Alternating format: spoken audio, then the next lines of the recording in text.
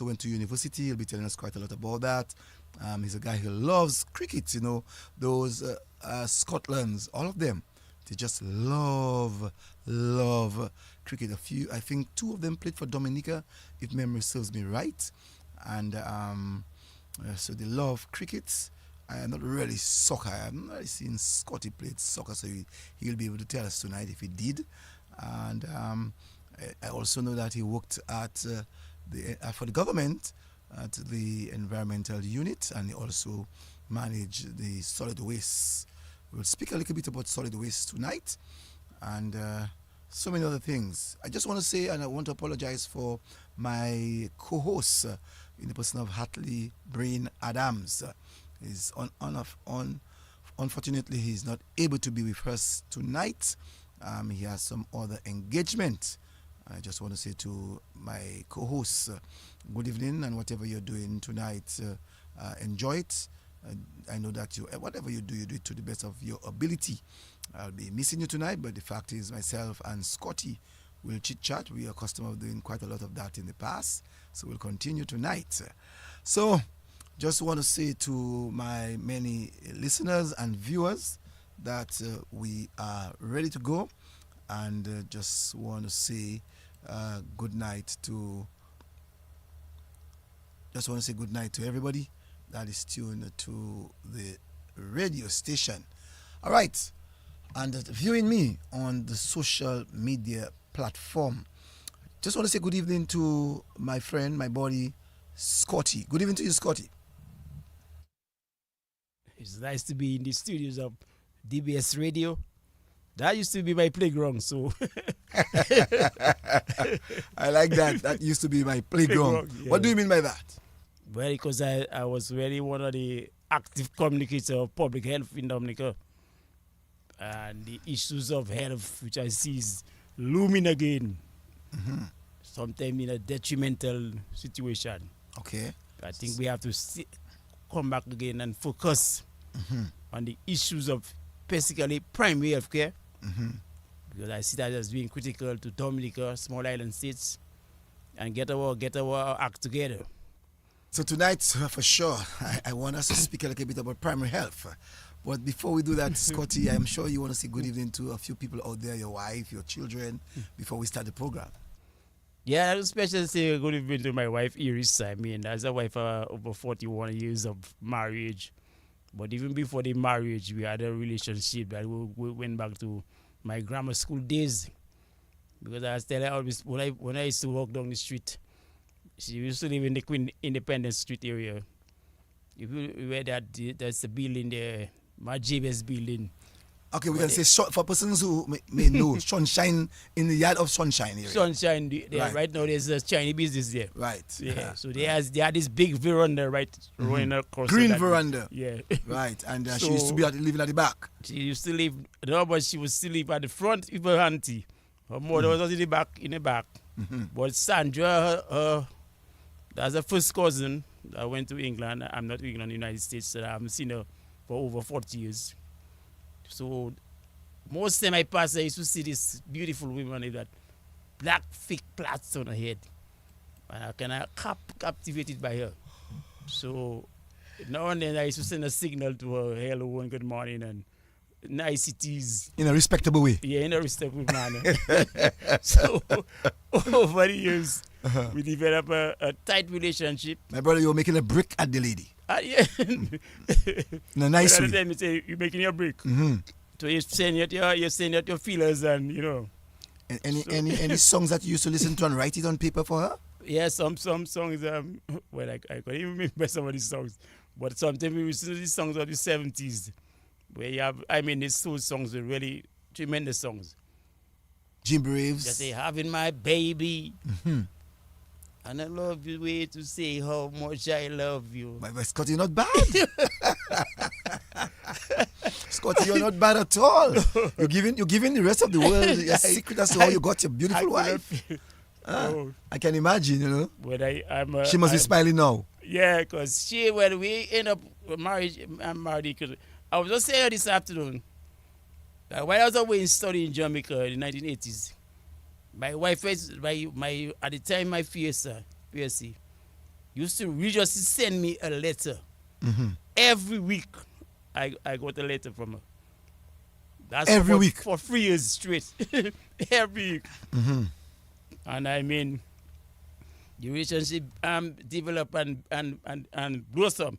Because a lot of my partners I went to school to study at the time in Jamaica, even from some of the regional parts of, I remember guys from Belize and Guyana and some other countries and Dominica, they end up married into Jamaican women. But I tell you something, my wife was come from Dominica, boss. You understand? So I tell her, you see, she's a lucky woman. Because there was a lot of temptations at the time out there in places like Jamaica. Lucky, or are you in love with her? Which one? There's something different between Well, lucky yeah, and well, in love. I think I was in love with her from day one. Mm-hmm. Yeah, she just captivated me, Mm-hmm. and she was really a sincere person, dedicated woman, and today I must say I must give her kudos for that. Mm-hmm. But we have 3 beautiful daughters in Stacy. Stacy is now a trained nurse. We have Trisha, who works at hospital as a the quality control manager at the DC China Friendship Hospital. And my last daughter Shania, who's right now in Canada, who's doing a master's in environmental management. All free in health. Special issues of climate change. It's all free in health. And health. So Scotty, did you force that on your children? no, they actually they love the health field. The Scotland's in a whole. I had a lot of sisters that were in Nurses. nurses and that sort of thing. So, and you find that a lot of them gravitated. Particularly my last girl. My last girl already basically is really me. She believes in the environmental business, right?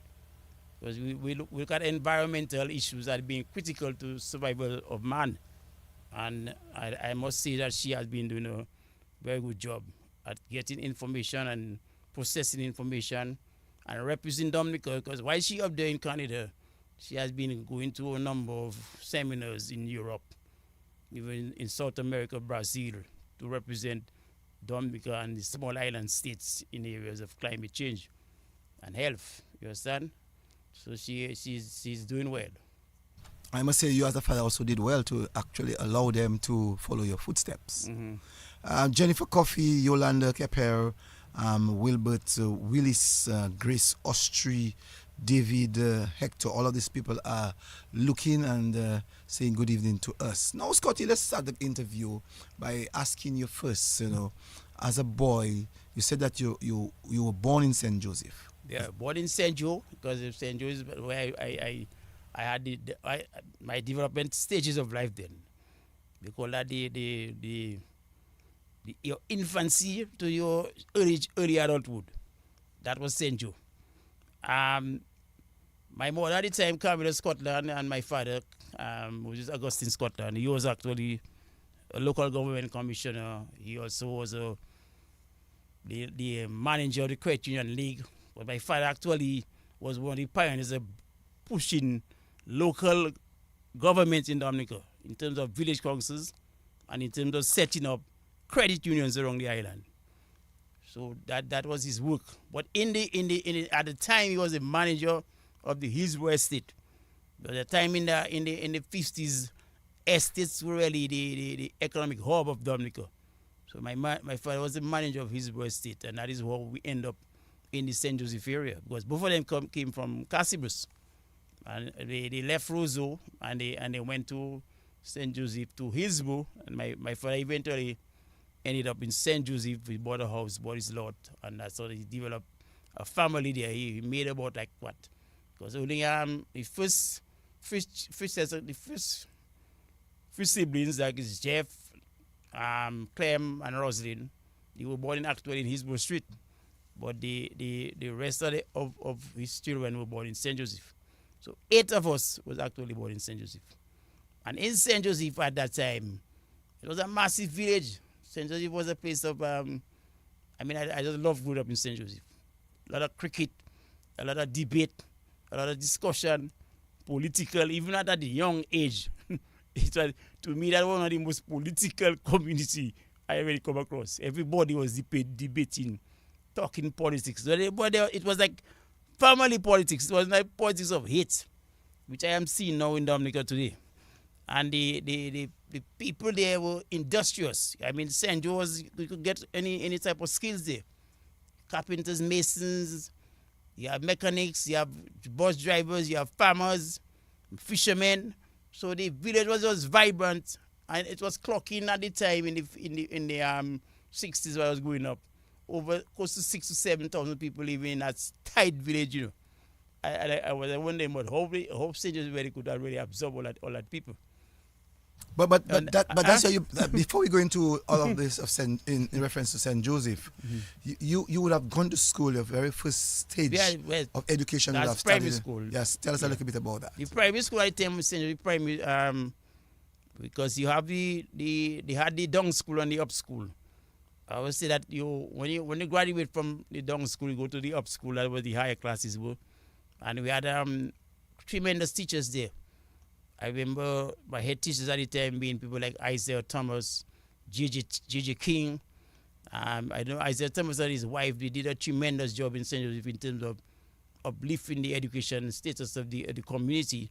And there was very high competition among the students there in trying to get here. He got a lot of what at the time called scholarships. That people who got scholarship to high school. But I have an interesting story even at school in St. Joseph. Because I was a brilliant student in mathematics. I was not all that versed at the time in English language. But mathematics, I was a student. But my teacher at the time, he gave us an exam before we went to do the common entrance. And actually, I ended up failing in mathematics. I remember being in the class, they decided I'm not going to do the exam. Cecil, you hear that? That's amazing. I mean, you loved maths. Yeah. And eventually you had to do an exam. At the school level. At the school level. You failed the maths. Failed the maths. And because of how good you were, they actually decided that you were going to repeat the class? Yeah, I had to stay back. But what I did that year, there was a thing called grammar school test. So DGS used to have an exam. I went to see the grammar school test. And I came second in that grammar school test. Yes, and me.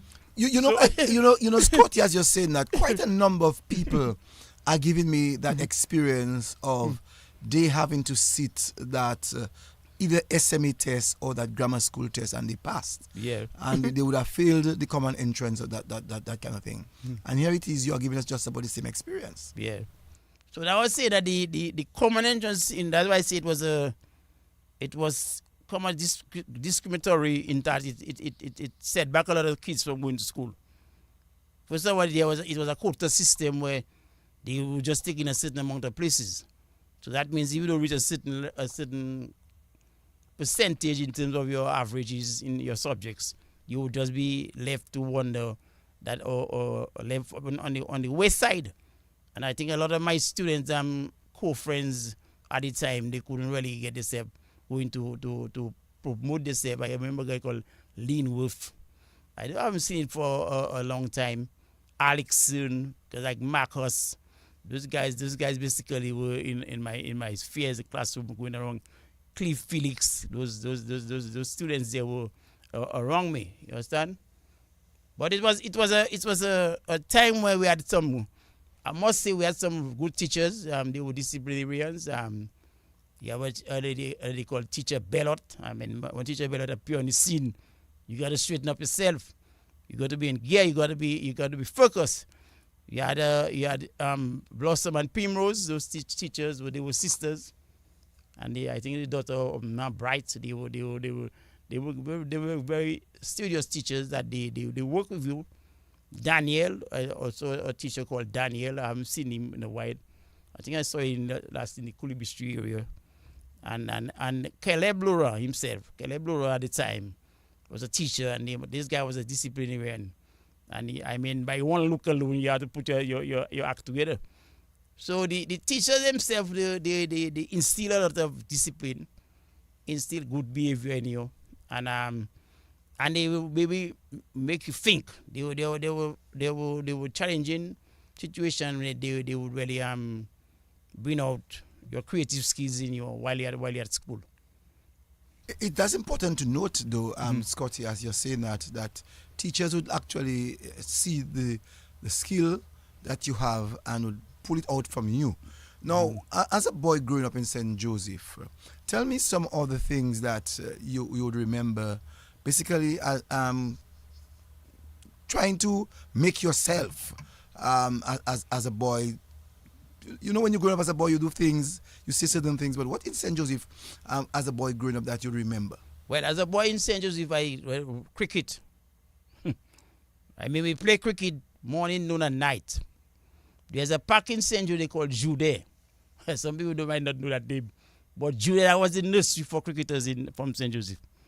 And we played cricket there morning, noon, and night. My mother actually used to be telling you from school, after school, we used to stay because I used to live close to the Savannah.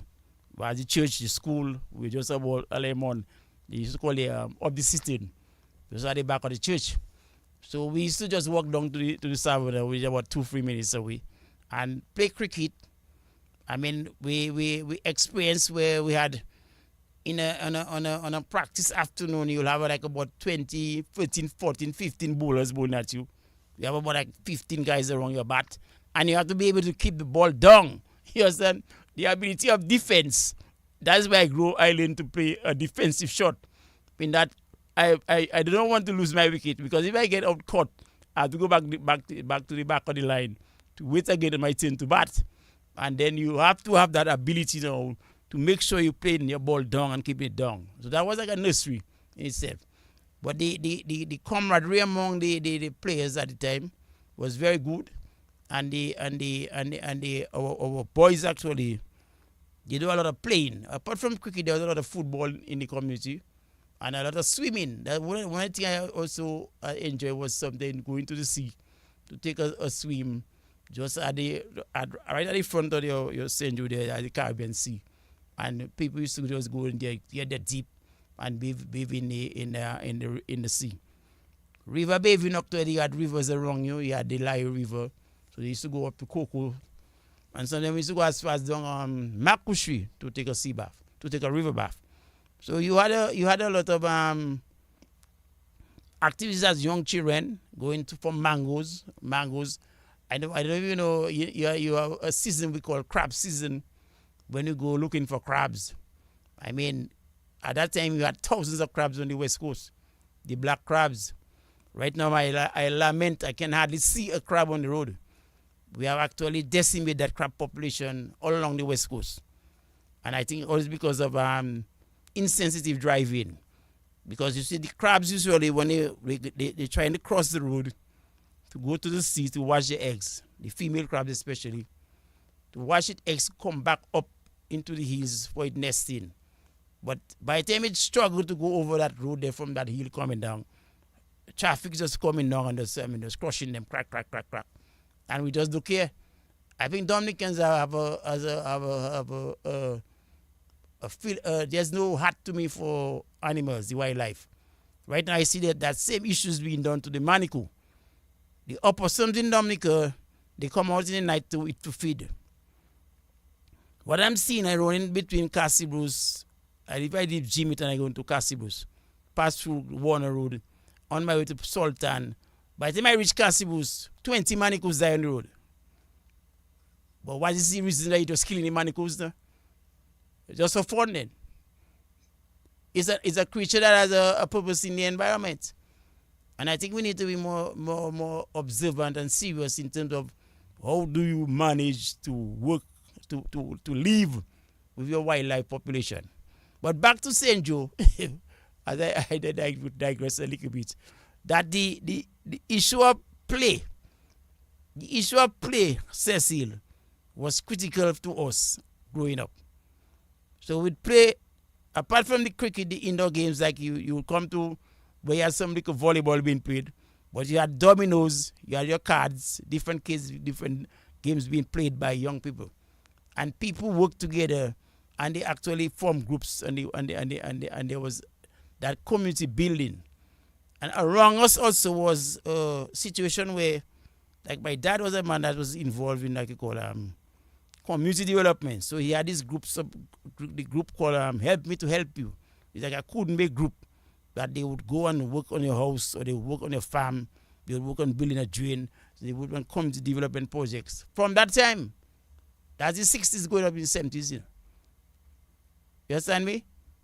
And we kind of lose that spirit over the last maybe 33 decades in Dominica, which we need to bring back. To me, it was a best practice that needs to be emulated and promoted. No, what I should ask you though, nice history of the community of St. Joseph, the things that you all used to do, and I'm sure by extension many other communities would have done the same thing. I like the observation that you have made in reference to the wildlife. I too have been lamenting on that issue in the community where I live in Bobois, going up there from from Castle Comfort up to Bobois. In any given day, you've seen 10 and 15 manacles or opossums being crushed by motor vehicles. Yeah. And we leave them there and to suffer and die. So I like that point, and I think later on we should talk about it, talk much more about it, because people tend to think it's just wildlife.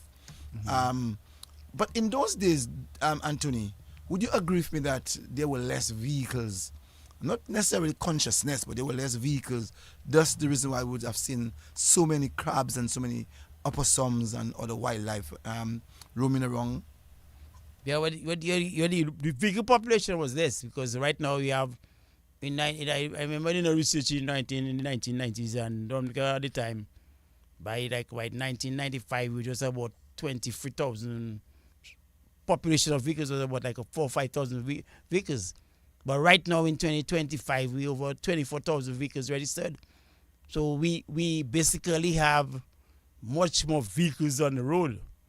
But what I'm saying that the education of we come back around to education and awareness of the driving population now. You're coming down on a road like Jimit.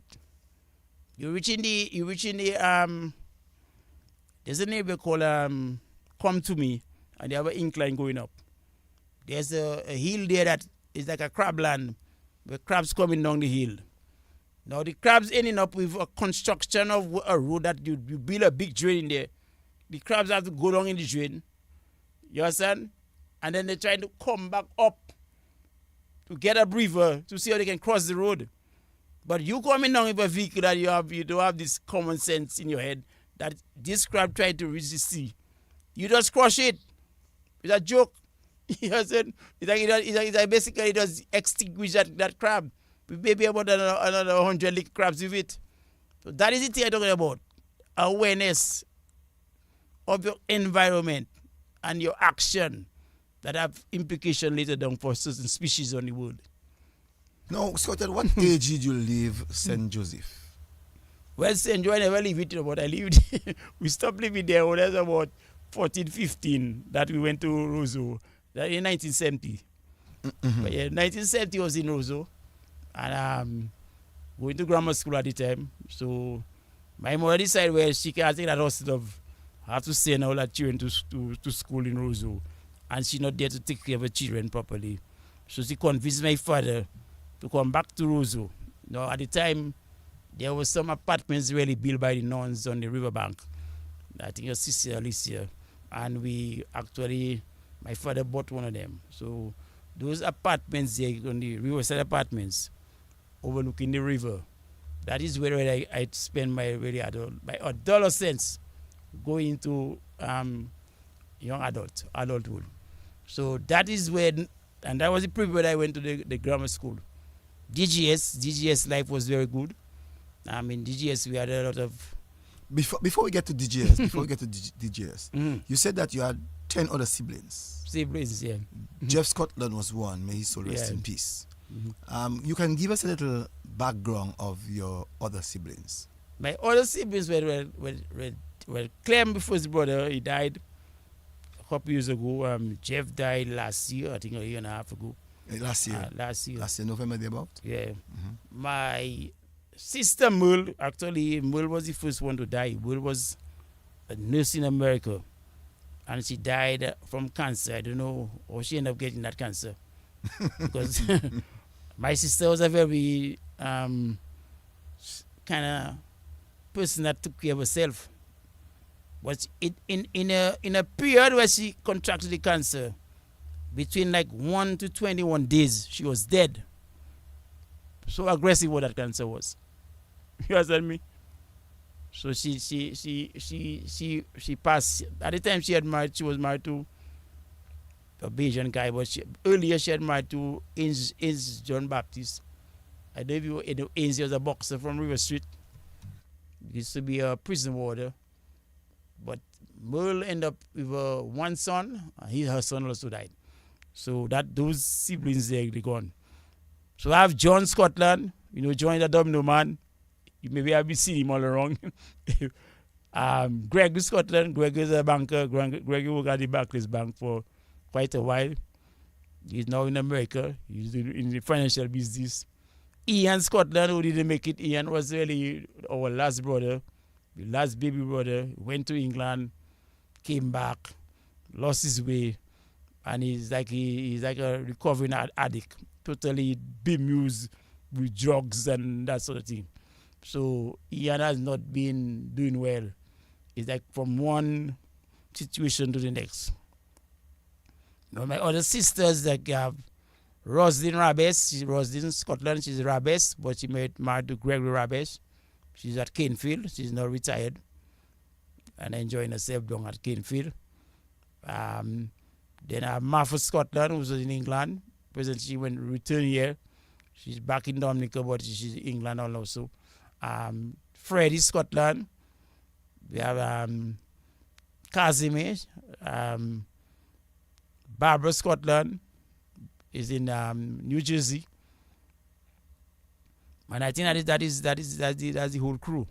11 in one house. 11 in one home. Tell me how that worked out. That is not an easy thing. Tell me how that worked out. 11. That's a mystery. I said my mother already. She's the greatest economist on the world. To have 11 children, to manage them, to send them to school, take care of them properly, send them to church. I mean, cater for all their needs. How are you going to do that? And I had vowed to myself I'm going to have only one child. From that expense I saw with my mother, if the amount of work she has to do in raising 11 children. But was it up together as a family? We cooperate and we work together. My mom, I must say, she teaches us all the skills for living. But that's the thing I admire about my mother. By the age of 12 and 13, I could cook food for that 11 children. Cook a broth and share it for them. You understand me? Age 12, 13. I was able to wash my own clothes, press my own clothes, clean the house, and make sure your yard environment is clean. Also, give me other skills. Skills like baking, skills like gardening. She taught us how to rear animals. So my mom, because my father was a man who was always on the field working hard and doing other things, but my mother had to be there with that family, working with us and building us up. I must credit that she did a tremendous amount of work. And your mother to me, you can never to me repair. So I know that there are other people, other mothers who have had 16 children, like Rosie and Michael Douglas' mom at 16, and there are many other people that I know had 14. Your mom had 11. And to bring 11 up in how many rooms? Well, you know what? We had at least 3-bedroom house. Our home always had 3 bedrooms, so we had enough space for sleeping. You understand? And was I not in no tight little house that I can really move, I can breathe. So my father always said, my father came from Cassivs, and there was people there. They had they have a lot of pride around them in terms of their surroundings and keeping. They have their own toilet facility. They want to have their own water. They have that sort of thing. So they from an early age, I was brought up in a home where people have independence. They like to have their own comfort for living. You understand? Even if 11 of you all in 3 bedrooms? Yeah, because few of us can sleep in a bedroom. You understand me?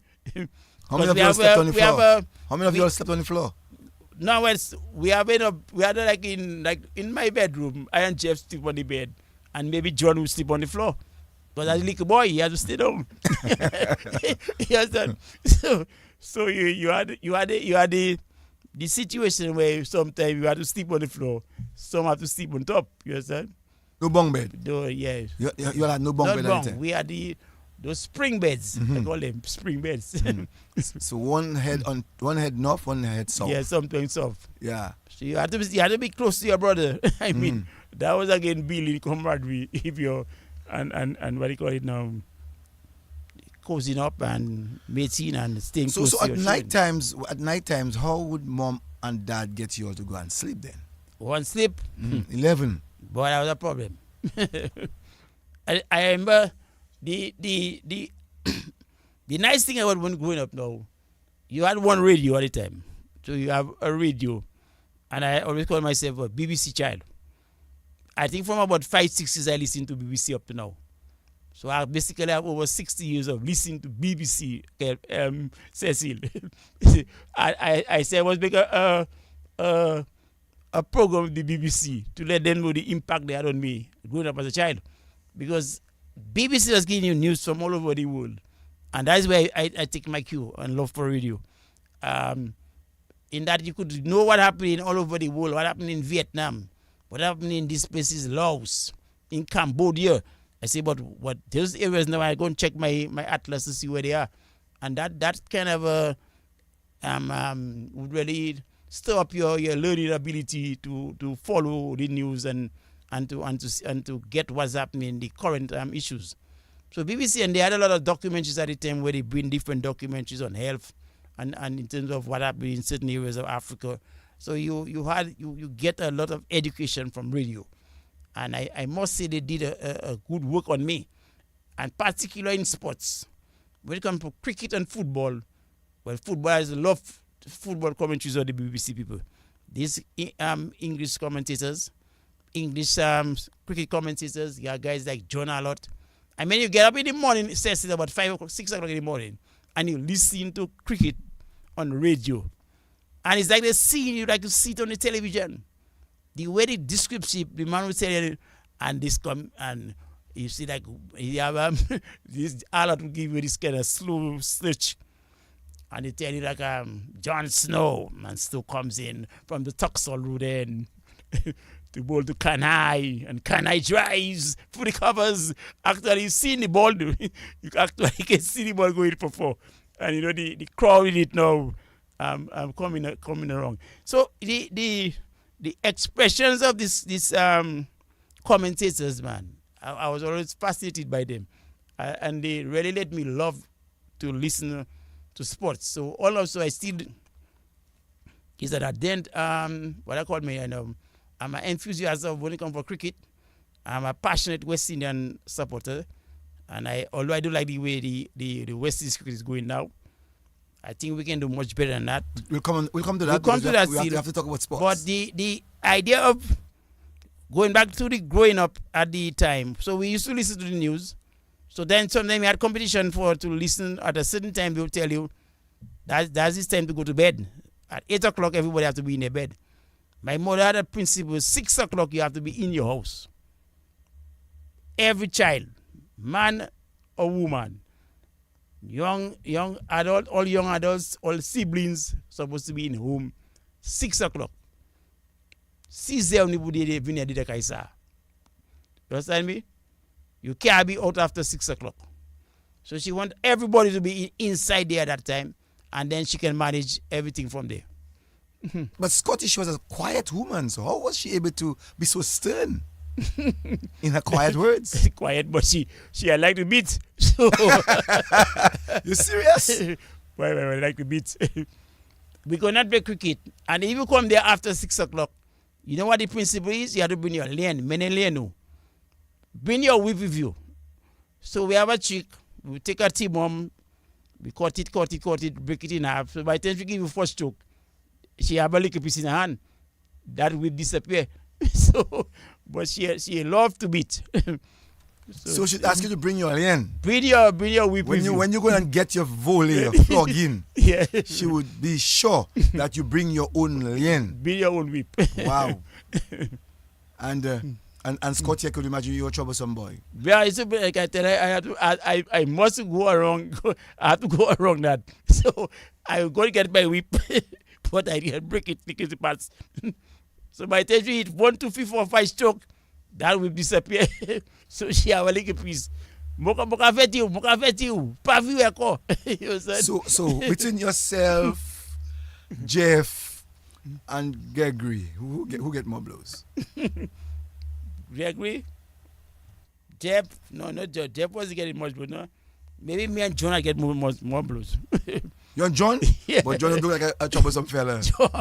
John troublesome. John, you don't look at troublesome, but he underneath, he come. He'll pick you underneath.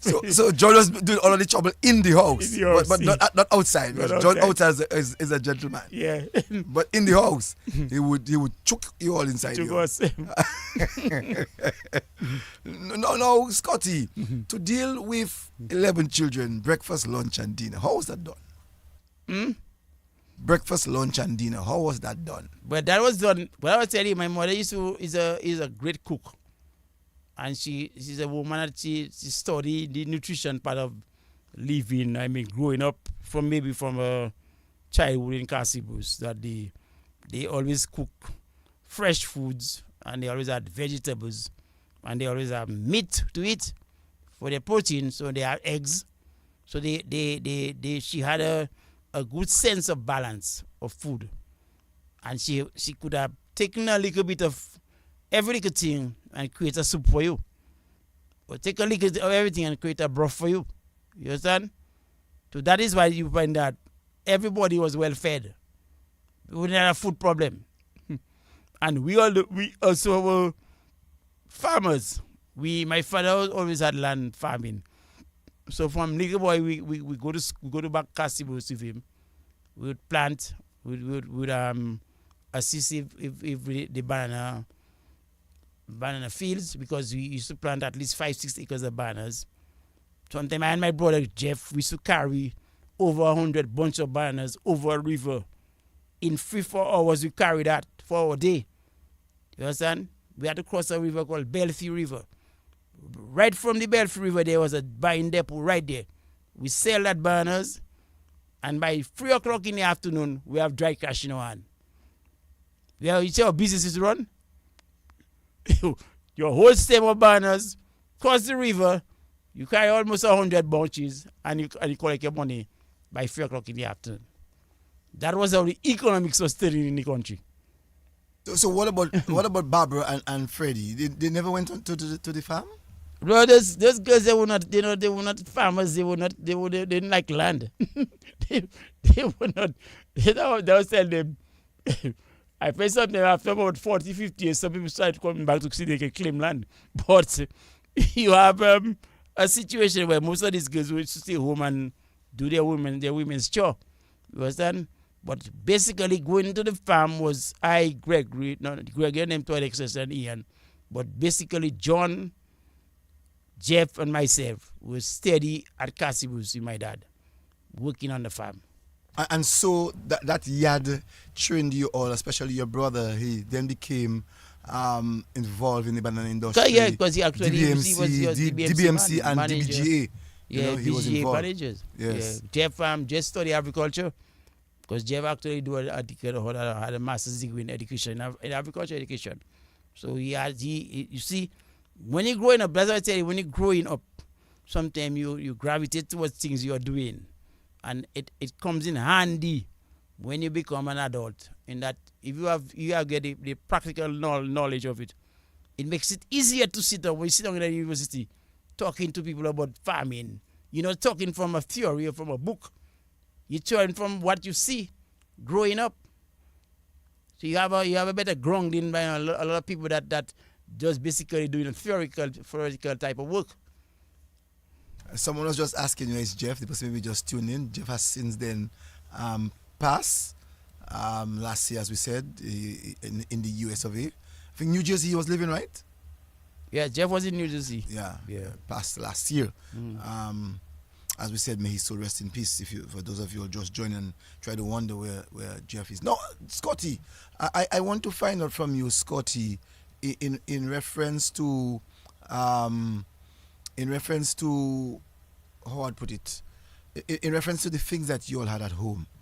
I want to know, Scotty, like me growing up, each of us had our own cup, meaning my red cup, my red plate.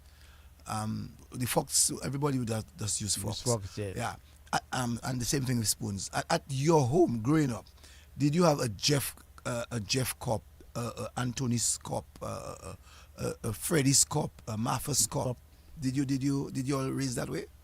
No, I don't think we raised that way. You know, we had enough cups for everybody to use the cups. So when it comes to washing the plates, so everybody is like one person who does wash all the dishes, and when it comes to serve food, it's just everybody you have a clean plate, and your mother would serve the food in clean plates.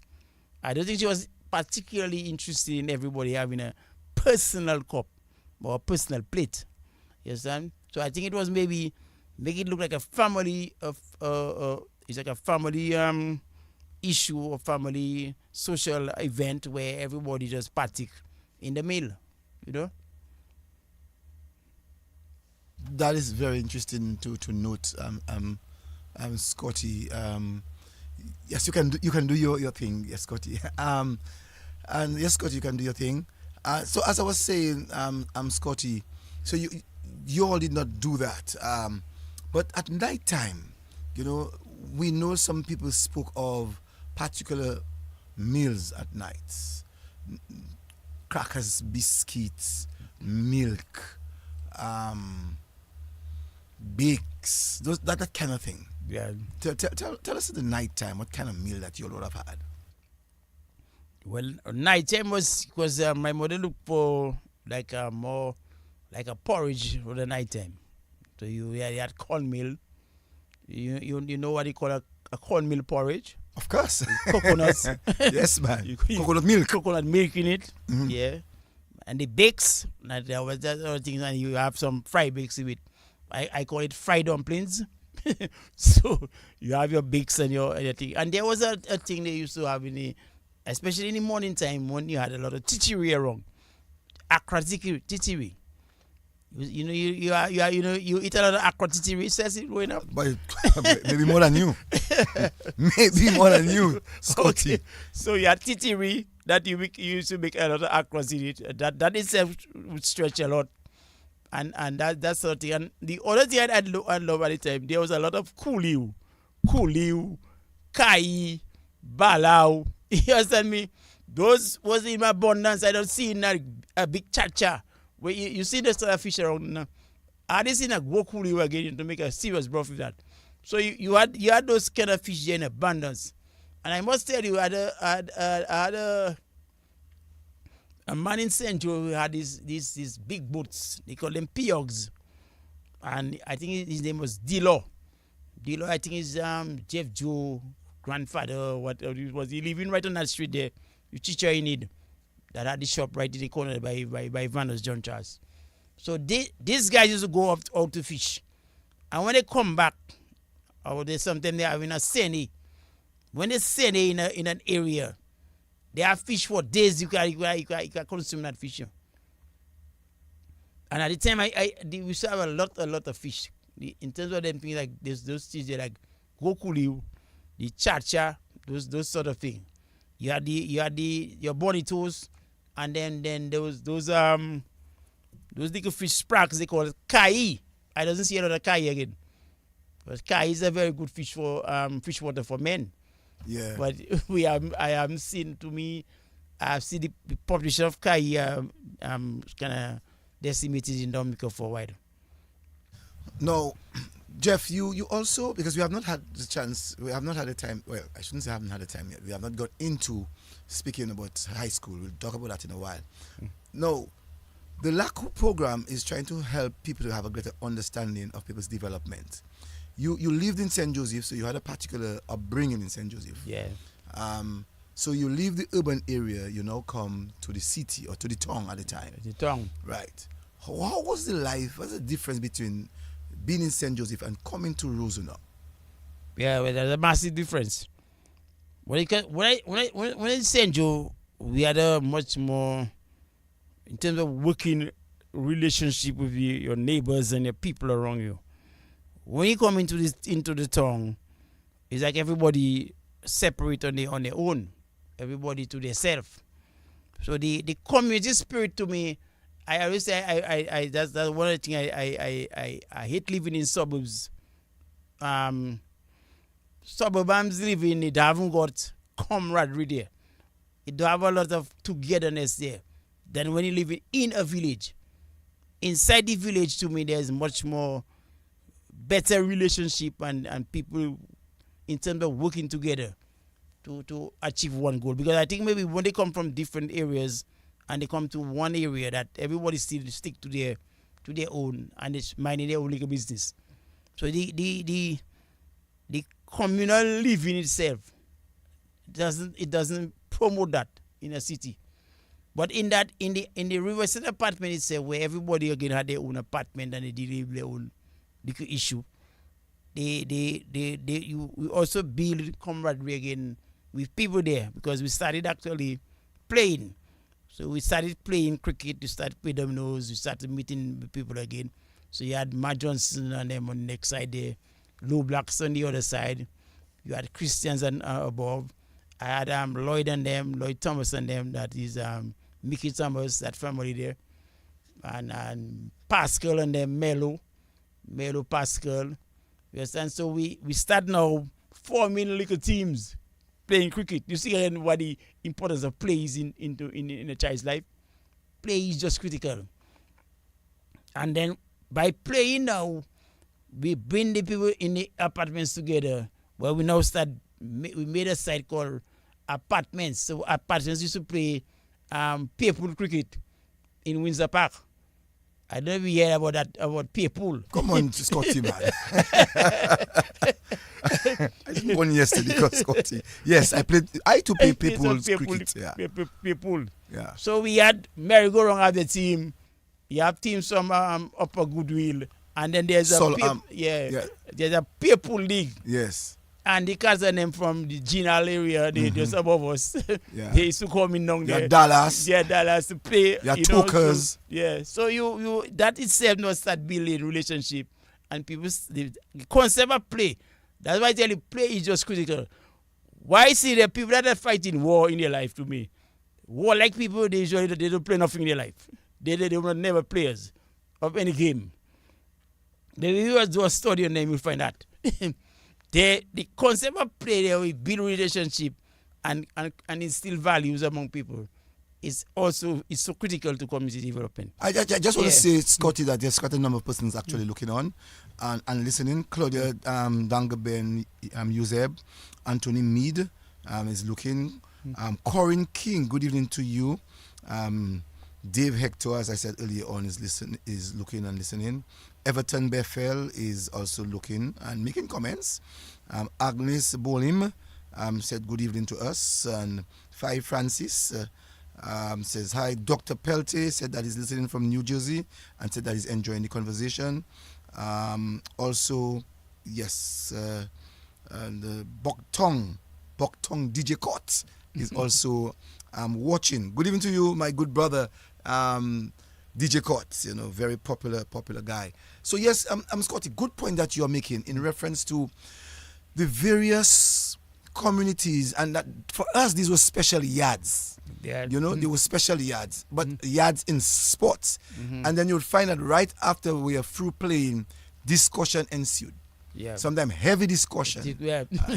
So as you rightly said, you had in the Goodwill area, you had Ginals, you had this group, the William Brothers, Dallas.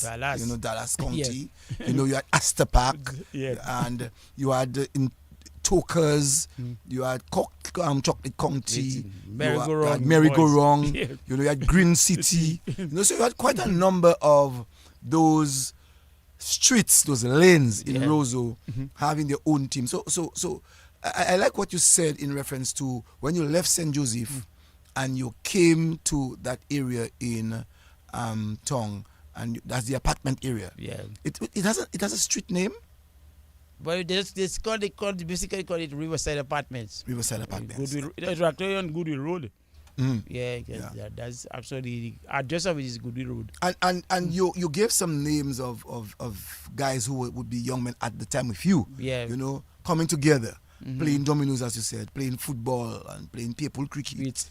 You know, and I'm sure in the life of things in that yard of you all on the Riverside Apartment, you all live very close to the river, next to the river. Yeah, you would have seen quite a lot of life in the river. In the river. Help us to understand some of the things that you saw. Because the river was a lively river. The river was used for washing. Women used to come with their basket of clothes, open their clothes, and then they wash for the whole day, and they spread the clothes all over on the stones. By the time they're going back in the evening, the clothes are dry, and they fold their clothes and go home. So a lot of women in the Pottersville area used to come into the river and on the river bank in River Street. And they also, the thing I find again about the river was used for fishing. A lot of people used to fish in the river. Actually come then fish, hold their fish and go home and cook it. You understand me? No, we have a river that's flowing through Roseau and nothing is being done with it. I just wonder what happened. But I make sure that river is steaming the fish. And we're not making no use of the river in terms of the concept of bathing now, under power. You used to go and take your bath higher up. You go higher up, you get sick, you get another big basse. So the other thing for river was like a recreation area where people used to use the river for washing, bathing, and enjoying their life. So that concept of we're not making use of that river. To me, the river now is not being utilized. It is underutilized as a resource in the middle of Roseau. Scotty, before we saw the concrete on the side of where you live, where you used to live, Well, you help us to have an understanding as to how that place was like. but I was saying it was stone pack, but then you had like a pathways going back down to the river. We have like a basse like in the river, and I just trying to picture it there, where women used to come in and wash whole day, and spread their clothes on the stones, and they actually, by the time they're going back home, the clothes is dried.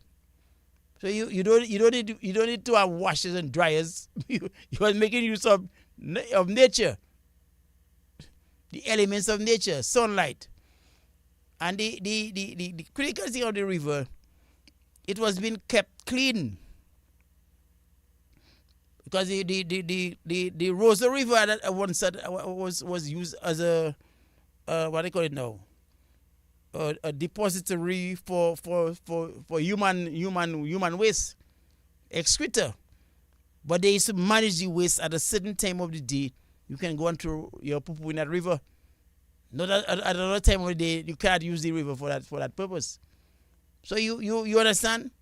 That river have a historical significance to it, and I think we need to really do. The river to me can become a big resource for them because I think I can dredge that river to go up to reach as far as Baffin State up there, up to that other last bridge up there, up You're talking Coptol. about okay. Coptol. Yeah, all right. Dredge that river to reach up there. We can have kayaking on that river. We could have jet skiing on the river. We could have rowing on the river. You understand? We put a couple big businesses along it, restaurants overlooking it, and make it attractive. It's like a resource we have in the country that we're not making no use of. It's one of the only islands in the Caribbean. If I go in all those other big islands, well, Jamaica got 14 rivers in Kingston, most of them dry. If you go there, it's just rubbish that in them. They dike them out, and people use it for rubbish dump. But in Roseau, you have a flowing river. But very strong flowing river still. We need to do some reforestation, plant more trees up there in the hills, and regain that river. Someone said, Scotty, we have exchanged lifestyles and culture for materialism. What do you think? You have changed. That's what I'm saying. But the lifestyle you're looking at for materialism, because your life, you have to look at what you have in your country, the resources that you have in the country, how we can turn it into making money for the resources for livelihood, and then build your life on it. Because that is what I'm saying. This river is a resource that we're not touching. It can be converted to me. I have vision for it. I see a big vision for it. And also too, Yes, Scotty, we can say that the river was the washing in the river was really for us a social space. You find that women would come there, pong bath, talk about the other neighbor, you know, know other things that was happening, you know. And one of the great things that I saw the women would have done when they get to the river, for instance, when my mother would have gone to the river, she would take a stone and mark about 3 stones, big stones, to ensure that while she's washing, that the higher up areas are not overflowing their banks. And if they are, she will see it in advance and get herself ready to go and leave. That was a massive thing. That was a thing we learned from young, because I'll tell you, we used to cross the river to go to our garden, and that's the first thing we do. When we come there, we check the water levels. So as you say, the stones have some mark on them, so we know whether that river is taking water or not. So you have to be aware of that. That river can come down on you anytime, because the Roseau River has come down big bright day, and has swept a couple of people away, and they have never seen them, because while the water is falling in a mountain, up in the hills, you down there on the flat, you don't know what's happening. There's no warning signal that tell you, well, flood is on the way, and you can get washed away. I remember Sunday, a lady was in the river, and that the river didn't come down so heavy, but that lady have never been recovered. I can't remember what year that was, but that they have never gotten her body. But we also know that Roseau River, in its time, was a dangerous river, especially around the summertime when there was quite a lot of rain. Rain, when rain falling, you have to be careful with the river. So again, that is why you need to have flood watch on your rivers. By now we should have signage and systems in place to monitor that rain falling at a certain level. Then you know, monitoring what the rainfall and you know the outcome of flooding. So that is a system that we should develop in Dominica for the rivers. No, Scotty.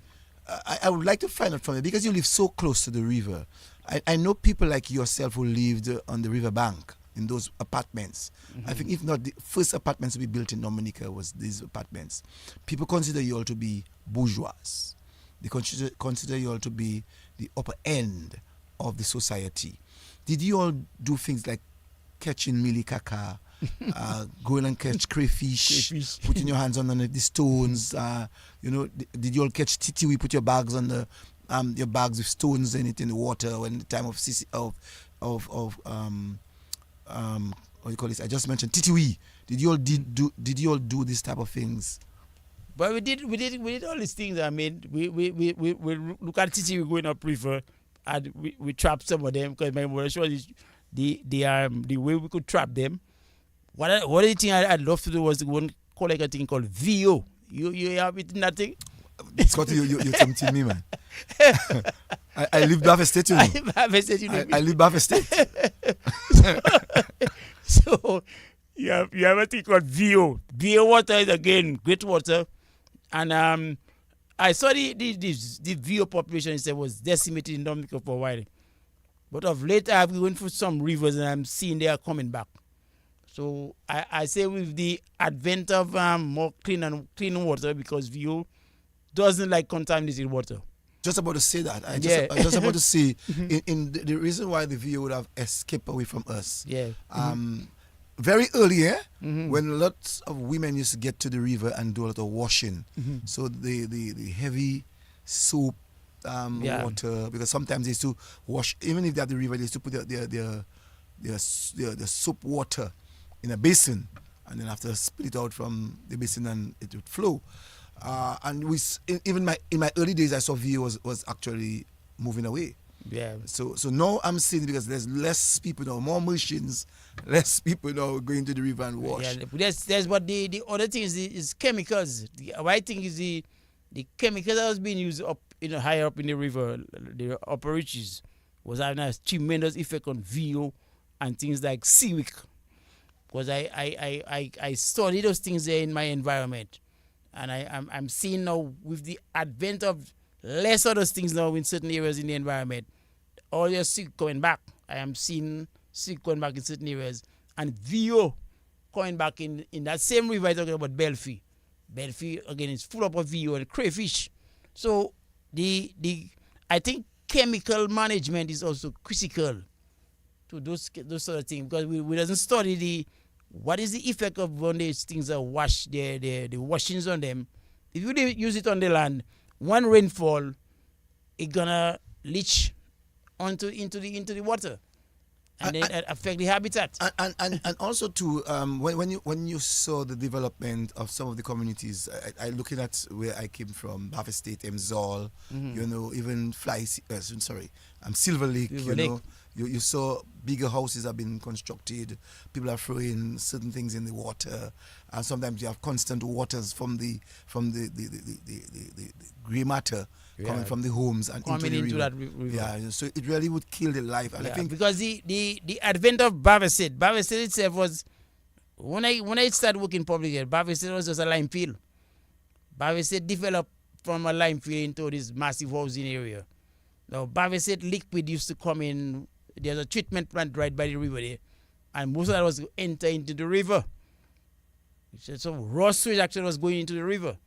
So what you have now is a situation where the sewage from Bavet State is now linked onto the Roseau sewage treatment plant, and that doesn't enter the river. So it's going straight to the plant, and that plant will take it back out to the outfall into the sea. So the river quality, the water coming in for the central part of Roseau now, I don't know if we're taking samples of the water. Maybe the water quality there is getting better now, because the amount of grey matter that enter into that water is less. Yes, it's less now. So that's why you're saying that we're seeing the views coming back. Mm-hmm. Someone said that, boy, I slide down on cardboard from that sloped wall across the Riverside apartment. Did you do that as a cardboard? boy? Mm-hmm. No, my bottom wasn't for that. You were scared. Not that bottom wasn't. You were a scared guy. Because there's a certain time when you tell me, when I was growing up, I used to come. I tell me, I was sick. I used to come and play. I tell you, where were you living? I played cricket from the time I was a little boy in grammar school ground and in Windsor Park. He said, when we ready to go, we go up Goodwill and play cricket.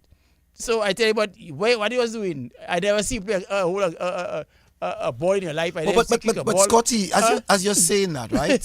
I'm thinking back, and thinking back well, that I never saw guys in the apartment area having their own picnic spot close to their homes there.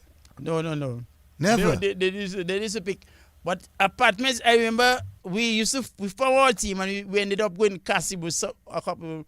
Cassibus our feet every August. Because we have roots in Cassibus.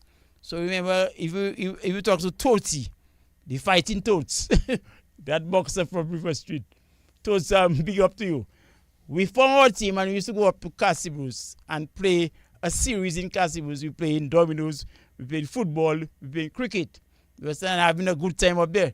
So I tell you, you must just judge books by the covers. In the apartment at the time, as you say that people consider us to be like a bourgeois. But I say no, because the people in the apartment were down to earth people. They never really were isolated away from the other neighborhoods that's close by. Because Swansea was just down there. Swansea Domino Club. And players like John, my brother, John and Mickey, these were powerful players for Swansea Domino Club, and Lloyd. You understand me? They always play domino next door. As you cross the bridge, you meet Swansea. And then the park was there, Windsor Park was there. You also had grammar school ground on the other side. So we were always there playing. And people like Levi Lublack and Emmanuel Lublack. Manu You Lublack. all were down to earth. Yeah, they were always down to earth people. And we played with the people in our neighborhood. No, before we go forward, because I need us to go to another subject matter, but I need us to deal a little bit more from your area. One, would you remember what happened the year when that Red Bridge by the Seventh Church collapsed? That was what, 1972? Yes. Yeah. But we wasn't living there yet, you know. Yeah, he was living there. Hurricane that some storm that really washed it away. But that bridge, it was a nice design bridge. And it was pathetic to see that it just disappeared after the water subsides. But in Maria time, let me tell you, Maria, I have a picture in my mind that my cameras at the time, my battery on my cell failed. After Hurricane Maria strike, we had rain for like about 8 hours straight. So I was in the apartment. I leave Jimmy. I said, I don't stay in Jimmy. I go in my bunker in the apartment down there. So while I down there in the apartment, I fight in a battle with water coming in from underneath the door, on the side of the door, on top of the door. So the river broke it bank up by the Windsor Park up there, and came down straight down the car park, and it's coming in a raging water of river coming down us and going down to 7th Street down there. It washed out a whole set of vehicles that was there parked on the roadside. And I had my Noah there, up to like, I don't know how that Noah still there. The Noah, a build up of like trees and shrubs and sticks, and they just dived with the water away from it. And all the other vehicles, left and right, he took them and go with them. We never see them again. Now that river, when I get up about 6 o'clock in the morning, the river is going over all the bridges. River is stopping over the one at Windsor Park, the Windsor Park Bridge. Then the bridge, Isidro Black Bridge, is over it. The other one by Fanso down there, over it. The one along by the market, water is a wall of water going over all these bridges. That is a picture I have in my mind, Cecil, I can never forget. How a river could be in that sort of raging mood. And that I say, that river is a river, you have to respect it.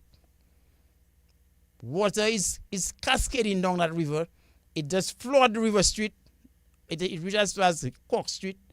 And you have to be careful now with how we manage the river banks. The river banks right now needs to be, I see they had built walls along the river bank, and it's now entrapped with a lot of trees and dirt, and to make it easy to flood the communities, the neighborhoods in Roseau. So the river wall system, we need to dig that out again, get back the walls. Do not dump your rubble on it, because the rubble itself causes plants to grow there, and it will be making it easy ride for the water to just climb up. So management on the river bank is critical. No, let me ask you, in terms of the apartments, I'm sure many people might be asking, and they have been asking for some time, I'm sure. Who does the property belong? The properties belong to? But everybody have their own property. So the properties belong to? Yeah, because there's a strata title. Mm-hmm. That was a model title that was developed again by Sister Alicia, that everybody that have their apartment, they pay for it, and they get a title. So the land was belonging to Sister Alicia? The land belonged to the one common source, which is everybody. So the land would be, the lot and the thing sitting on belongs to the one entity. Mm-hmm. But each structure inside there is individual units, and then you can have your title for it. Prior to that, who the land would belong to? That was Potter's Estate, you know. Oh, that's the Potter's Estate. Yeah, it was Potter's Estate. I don't know if the church was given to the church as a grant or something, but it was actually Potter's Estate. No. At the Pottersville. No. To your parents' property, the east of your parents' property was Kwapo City. That's how you call it, right? That's what they call there. Crapo City. Or the you remember some time ago there were Oh, some the, houses. some big houses there. Yes, and I don't remember Labad and somebody else living there. So a number of people living there. Yeah. You can give us some information about that place. But see that, but that place has been transformed, because if you NPJ like about 25 years ago, 20 years ago, there was just bush going up to that road there to go up to Goodwill, and there was a shortcut that PG had built a step to take you up to reach the Goodwill area, and it's good to see government come in and they put a good piece of infrastructure there where they bring that road down, make the bridge. Because I always say that bridge was supposed to be called Scary Crossing, because sometimes it doesn't give people, give them their flowers while they're alive. I like that name, Scary Crossing. Scary Crossing into Roseau. It's the same bridge. Yeah, it's the name of a bridge, but we doesn't appreciate. To me, when people do a lot of work or do something good, we don't really give them the flowers while they're alive. We wait until they die for to give you something. So those bridges there, to me, they need to be named. Yes, and make it easier for us. So we know Isilo Black Bridge. We know the other one in Milo Roseau. What is the bridge? It's going to be called, I understood, the founder of the Dominican Labour Party. Sean Alfred? Yes, it's going to be named after her. Yeah, that's a good idea. That's what I was told. I will see that she's the mother of the Labour Party. And we to recognize her. And that we should name these things so that we can give them name. And stop saying East-West Bridge, the new East-West Bridge. That is not a name. You understand me? Name it after somebody that have done significant work in the country. And let us appreciate that the people or heroes then. It's like coming back to Dominica, they have not seriously sit down and put in a heroes pack together. Names of heroes of people that contribute to the development of this country. We continue to just go along like business as usual, Sapu Fair. We have to get more serious than that. Oh, now let me ask you, Scotty, Mr. Mr. Low Black, you would have known him personally because he was your neighbor. Tell us a little bit about this gentleman. What you know about him. I must say I used to have a lot of discussion in labor. Mr. Low Black. Low Black as a founder of the Labour Party. But in the end, he was kind of bitter of the Labour Party. You understand? Because remember, he was one of the founding fathers of the Labour Party. But then, because of things that happened over the years, but he had a good vision for Dominica and Dominica's development. Those people they wanted to see Dominica move to another level, and they put a lot of energies in their work, because Robert was a very good strong man in the union, the whole unionization of workers, making workers understand they have their rights, and they need to protect their rights. I find we're in an era now, some workers have decided where they think all these rights was just given to them. People have to fight for that. You understand? Rights is nothing that you just get overnight here. You have to fight for your rights, and then you have to fight to maintain it. And sometimes we just sit down there in a like we don't in a don't care attitude and a don't care mood. This thing doesn't augur well for development of our country. Low Black himself made quite a lot of children like your Low Black like your parents. Yeah, Low Black had a big family. Yes. He had Manu, Levi, Medina. You have Ishmael, you had Magdalene, Martha, you understand? All his sisters, Claudette, you had Ophelia. I don't know if Ophelia is alive. She left for England a number of years ago. You understand? So Low Black himself was a big family. And Marlo Black, you see, you always have to give these mothers credit to, because they had to keep the family together, work hard to keep their family structure together. And I always believe that strong families make strong nations. If you have weak family structure, your nation will be weak. So it's critical that people understand that the family, when they stay together, when they pray together, that's what you need. Strong family structure. But Low Black itself contributed a lot to Dominica's development, and I was good to say that he was honored that when they named the bridge after him.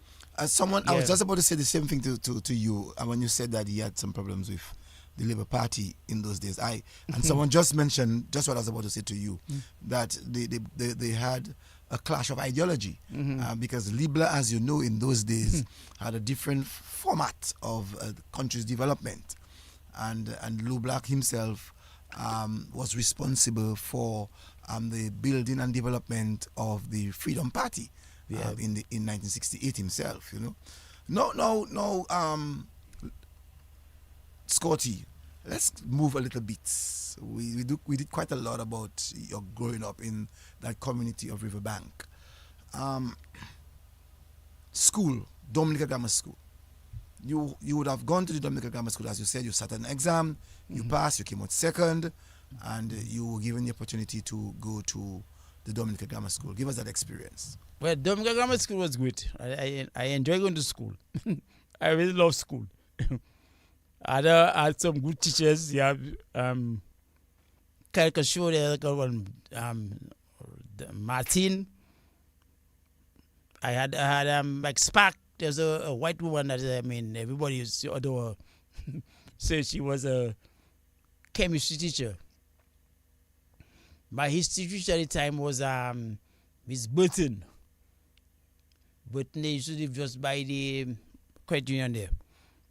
They were history, and my teacher of English language was a Joseph lady. I can have something Joseph, but she lived in Portersville, Cecil. I don't know if you come across her. Mrs. Joseph. It's not just Joseph's wife. No. She was a dark-skinned woman, but she was very good at English language and English literature. But those were my main subject at school was history, English language, English literature, mathematics, and commerce. Actually, when I reached fourth form, I did GC in fourth form. I got free GC in fourth form. I didn't wait for fifth form to start sitting GC, But I looking at GC syllabus and I said, but I can pass that exam. I registered for my exam and passed free subject in when I was in fourth form. So when I reached fifth form, I just sit down and relax and laugh with my parents and them. When they have to be hustling studying, I have very little bit. I have 6 subjects to do. I can pass my subjects. So then I have all my time to play. So I used to enjoy play and academics. Someone told me the lady name was called Maju. Maju, yeah. So she was good. And there's a lady from, I think, Pemberton. She was from Scottsdale area. So we had a good cadre of teachers and the head teachers. I just missed there's a head teacher called Goodrich. They tell you this man used to be like a tyrant. He used to be like a bully. One of the head teachers like to beat. You know that? So I missed him, and I think my head teacher at the time was bully, and I had another one, some other white man. Can't remember Mr. name. Goff. You remember a name called Goff? Yes, I've heard of Mr. Goff. Yeah. Someone wants to speak to you, Scotty. That's what he was to say. Good evening to you, caller. Yeah, Scotty. Yes, good evening. This is Joseph talking about State Joseph and the post class the postman, yeah, that is Bombay of Joseph, that is sister my father. This is Joseph, sister my father. Sister, my father. He had 4 children. Okay. He had 4 Joseph and the woman with Mr. Kitchen Grammar School. Okay. Okay. Yeah. So that must be the Joseph you're talking about.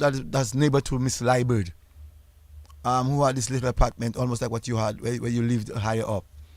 I suspect that's who you might be talking about. Yes, Scotty. So let's take it from in stages. Okay. First Let me go back to grammar school. Let's take from first from going First up. one going up. Yes. So, be my camaraderie. Actually, I went to first form, and I met first like Clairville, Shillingford.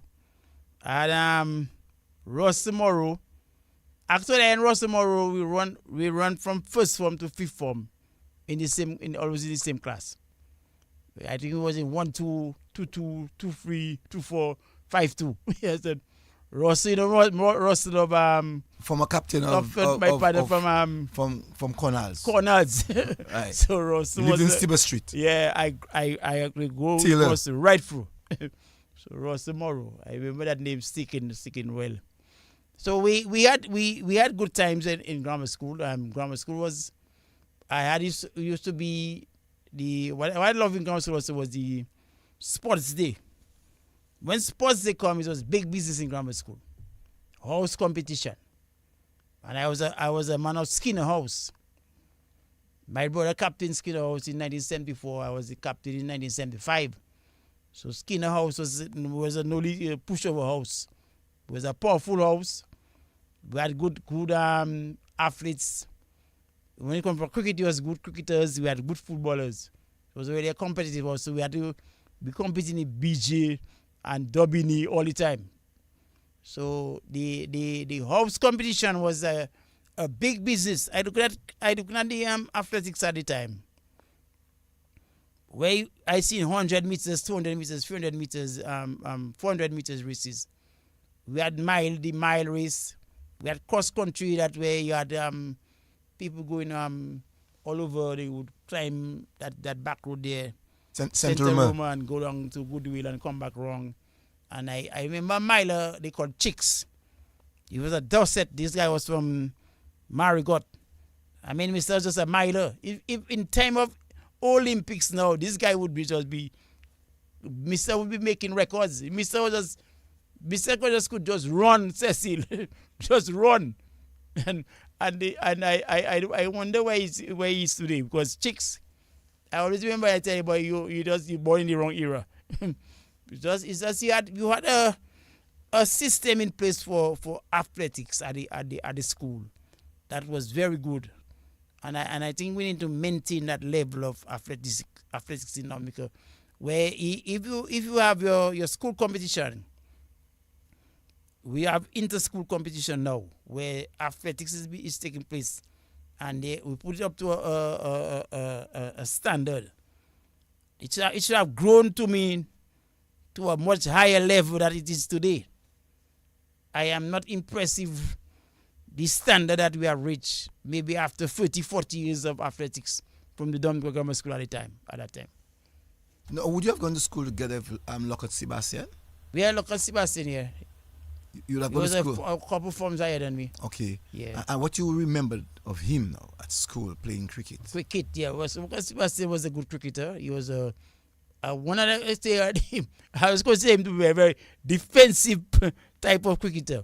Defense. He had a very strong defense in terms of playing cricket, because even and gradually he emerged from the being very defensive to more in an attacking posture.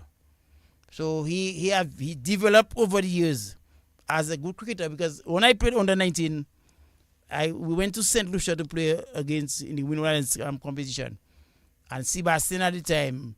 We were playing St. Vincent and they had us in a whole heap of trouble. I think it was about it must have been about Dominican lose about 4 fast wickets, and I had to come. He came in and I stayed with him. We hit 100 and something partnership. He scored 100 and something. I ended up with 27. But he actually in that inning there, he dominated the fast bowling of St. Vincent. St. Vincent had some big strong guys bowling fast, man. And Sibo really put them to the sword that day. So I see he had the potential to become a West Indian batsman. But again, because of the amount of competition at the time, Haynes Greenwich, other guys from the Caribbean, that he couldn't break through to become a West Indian batsman. But he was a good cricketer in his time. No, in your time going to the Dominican Grammar School, we're talking a little bit about sports. You spoke about athletics. You spoke about runners. Outside of the mile, 100 meters, who would you remember? I remember them Shillingford guys there. What is this one name now? They live just on the Kennedy Avenue area there. Those guys were quick. I mean, they were 100 meters. Not Hawks, but they were Hawks Shillingford sons. They were very quick. You had guys like. Are you talking about Gregory Shillingford? Gregory Shillingford? Not Gregory Shillingford. That's Gregory. Creambo brother. Why is the other? They were slim guys. These guys were slim, but these guys could run. Here's at me. You had Scobie and Bull. These two guys there, the Lawrence brothers. They were not easy boys to in terms of 100 meters and 200 meters. They were quick also. You understand? So those guys stand out to me. I remember there was a strong guy. This one was Kalai.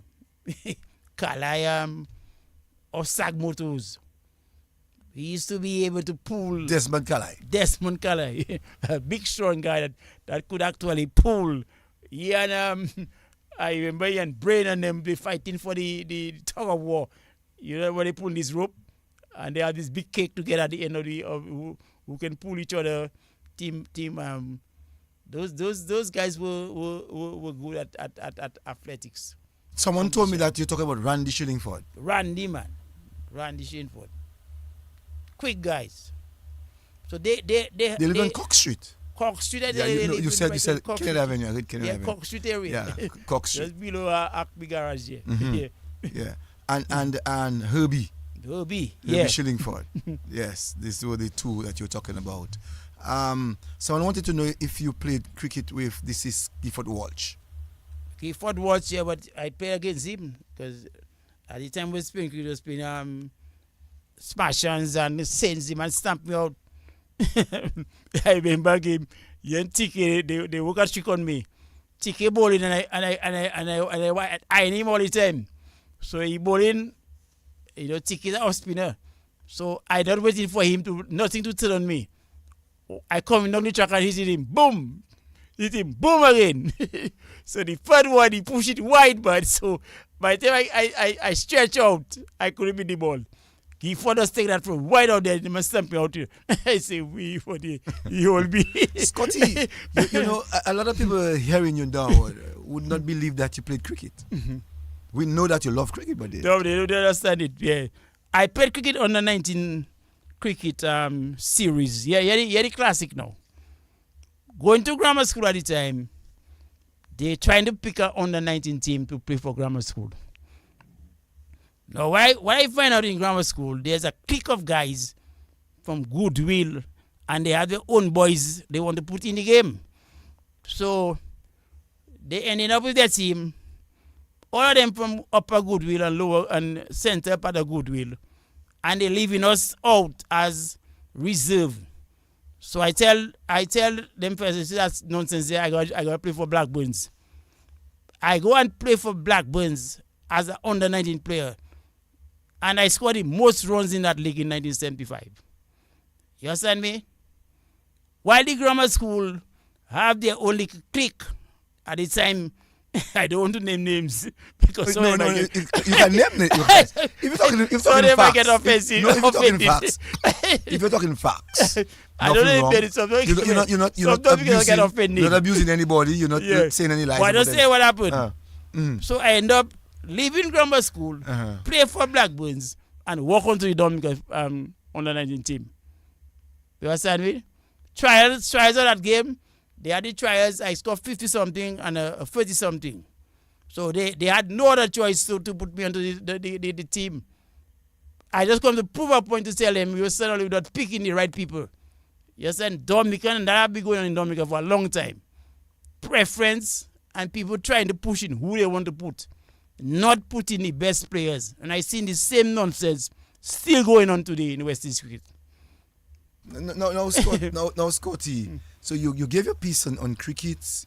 What about football in the Dominica Grammar School? No, at grammar school, I still play for my house, but I do like football. Football is like every time I play football, I have a blast somewhere. I get a injury on my toe, my head, my neck. Nah, I say use that football business. I not in that. I will sit down and watch the game. Football basically is my best spectator game, and I can commentate it like any other person in the world. I know football, and I enjoy going to football in the Windsor Park. Because I and my wife and religiously every Sunday we used to go to watch football for years. Kensborough, where the derby is Kensborough and Harlem, right? Now and then you had an offshoot where Saints would hold somebody, Saints would bow either Harlem or Kensborough. Porters United sometimes would play a good football and hold any one of the teams. You know, you had massive football at Windsor back in Cecil. 8,000 to 10,000 sometimes going to watch the derbies, you know, when Kens were playing Harlem. And on a steady weekend at Windsor Park, we had over 5,000 people come watch football. At that time, your brother was the president of the Football Association, right? Jeff was football, also president of Football Association. Yeah. So football was a thing in my blood. I love football. You know, just spectator game, the atmosphere of football. I mean, people coming in droves and we having a good time. A lot of discussion, a lot of thing going on. Everybody supporting the side, and I remember a game when Kensborough beat Harlem 4-3. At the half, Harlem had them 3-1, and the advent of a guy they call Coco Shoe. Remember the little boy they call Coco Shoe? Yeah, he just Coco left. Shoe run through them, man. He just left Kens. Yeah, Just playing for Kens and then went and played for Kensborough. For Kensborough. Mm-hmm. Coco Shoe made mean spit of the Harlem defense, man. And those guys it was just a great game when they come back to beat them 4-3. The whole pack erupted. I even witnessed once when a stand collapsed in the Windsor Park. So that same 4-3, I think that was the year when the Bombers had to send their blue soup away. All their blue soup out. The blue soup away, you know, because it was being sponsored by DCP. So they call DCP Bombers. Yeah, but football was it at the Windsor Park. That's why I'd already turned Windsor Park into a football ground. And football and track and field. While I would have make the Gardens a first-class cricket ground. That to me, that is where the development of the sporting rules should be going. We can't be having a park where we have competition for cricket and football at the same time. One of the parks has to be for football, and the other one for cricket. So we don't have this disturbance going on. You're saying the grounds for cricket will suffer if you're playing football on it? Yeah, plus is you create that ambience. This to me, the Gardens is just a beautiful sport for cricket. I look at the a model of that thing in New Zealand, the Wellington and the Basin area. They have a thing they call the Basin Reserve, and they have a park in the heart of a city. You understand me? Playing cricket. And Gardens to me does have that kind of an environment where people just come in and just enjoy the scenery and just enjoy a cricket game. Someone asked me to ask Tony whether he can remember a very good spinner from Woodford Hill who also went to Dominica Grammar School. A spinner? Yes, a very good spinner from Woodford Hill. Yeah, I recall that one now. The person said that the person's name is Gerald Sylvester. Sylvester, okay. Because even the spinner, we had a spinner in Felix Henderson. You know, Felix Henderson was a national youth player. Yes, I know that for sure. Because he was a good spinner, you know. He went on the tour. He was into St. Lucia. Mm-hmm. Felix Henderson. No. In the academics, in your days at the Dominica Grammar School, who were the outstanding students? Academic students? The outstanding students at the Dominica Grammar School. When I left school? Before you left school, during the time that you were going to school. During the time I go to school? Mm-hmm. I can remember Watty and them, Susan Watty and those people there, Alan Paul. Those people were very good students. No, what was your... go ahead. L.U. Charles. who's a lawyer. There's another lawyer that died. Oh my God, his name will come to mind, man. But he died not too long ago. He was also a very good student. What was the kind of relationship students teachers? You know, today people have so much to say about the relationship between the students and the teachers. What was the kind of relationship between Well, students I and think teachers we had a in those good days? our relationship with our teachers were quite good, Mhm. and we respected our teachers. We didn't have all this commotion in schools. You know, you have to be afraid to bring your mother to school for a head teacher calling you to discipline your boss. Because I didn't. It cannot be a nice thing for my mother or my father to come in there to a meeting to discuss my behavior at school. I have to try and avoid that all the time. You understand me? So we had very good relationship with our teachers, and the PTA again was a strong structure in the school where parents would come in and would assist in where they can. So a school must have strong parents and teachers association. It have to have that kind of a partnership going on for it to really function properly. And at that time, parents were very interested in the welfare of the children, and they respected teachers and respected authority. Because you can have a situation where you want to be going to school and you're challenging.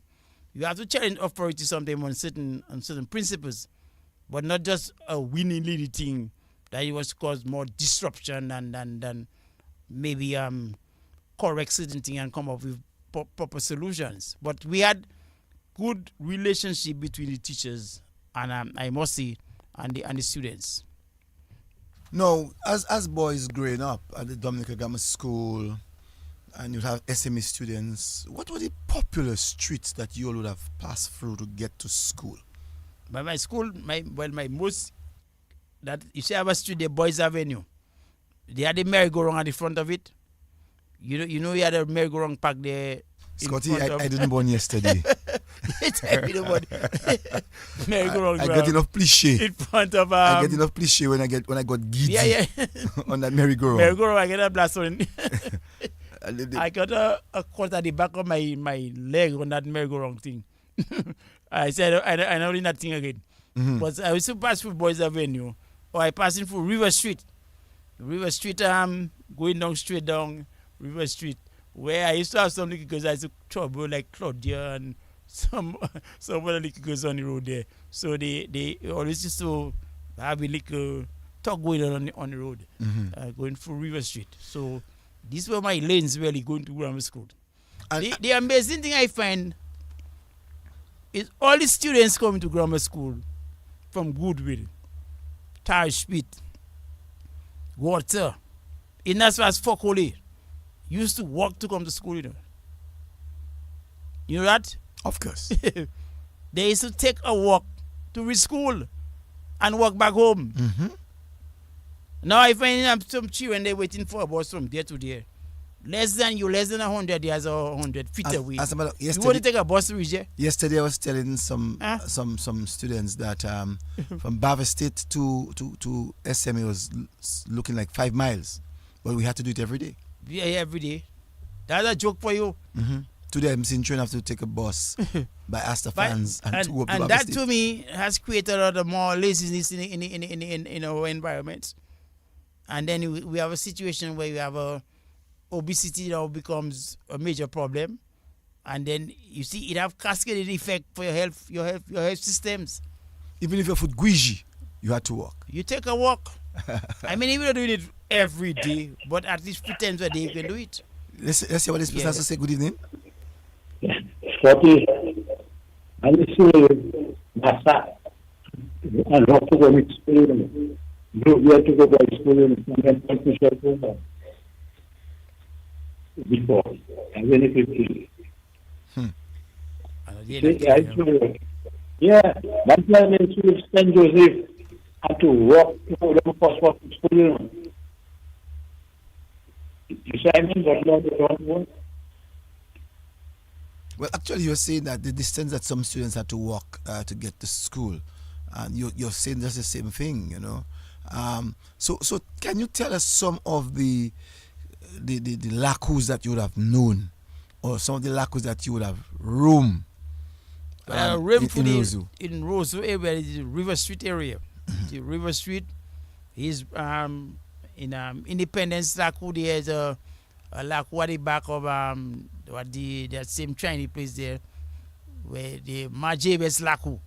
Lakou Jabez. You hear that name already? I'm trying to remember Jabez. Jabez is the Independence Street on where the Chinese Jane something Enterprise. Jenny Enterprise. The back of that there was a whole little yard there. You know. So yes, I can remember that. Yeah, there's a whole yard of people living in there. So that's in those days when you're making a brick at the time, your girlfriend. At my girlfriend, right. I used to come inside that area. Just next to her. I had to slide it there something. Yes, passing that Lakou to see, that Lakou, see what happened. And watching the bread by the the banana tree, you know, to see if you see she's coming or not. Yeah. So you have the other way I used to be frequently was the one on Toast and them area in River Street. So going up that lane there to Windsor Park. You're talking about Upper Lane? No, Upper River Street. Upper River Street. Upper River Street. So okay, and to get to Hillsborough Street. Yeah, you head into Bath Road. So that street up there. Which one? Which one? You're talking about the River Bank? It's like River Bank, but River Street. You remember the bank of the river, but the River Street is the street in the middle. In the middle, right? Yeah. So you and then you have Hillsborough Street. And then get into Hillsborough Street. Yeah. And then you can get into Dunciad. Remember Dunciad? Yeah, Dunciad at the back of Hasbro.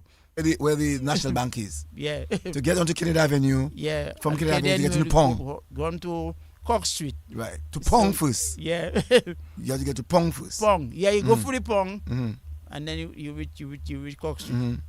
So that was a street that I used to go through there, run through it, and walk in quick. Because when I used to pass in that street there, but I kind of used to be in not a place I live to enjoy passing.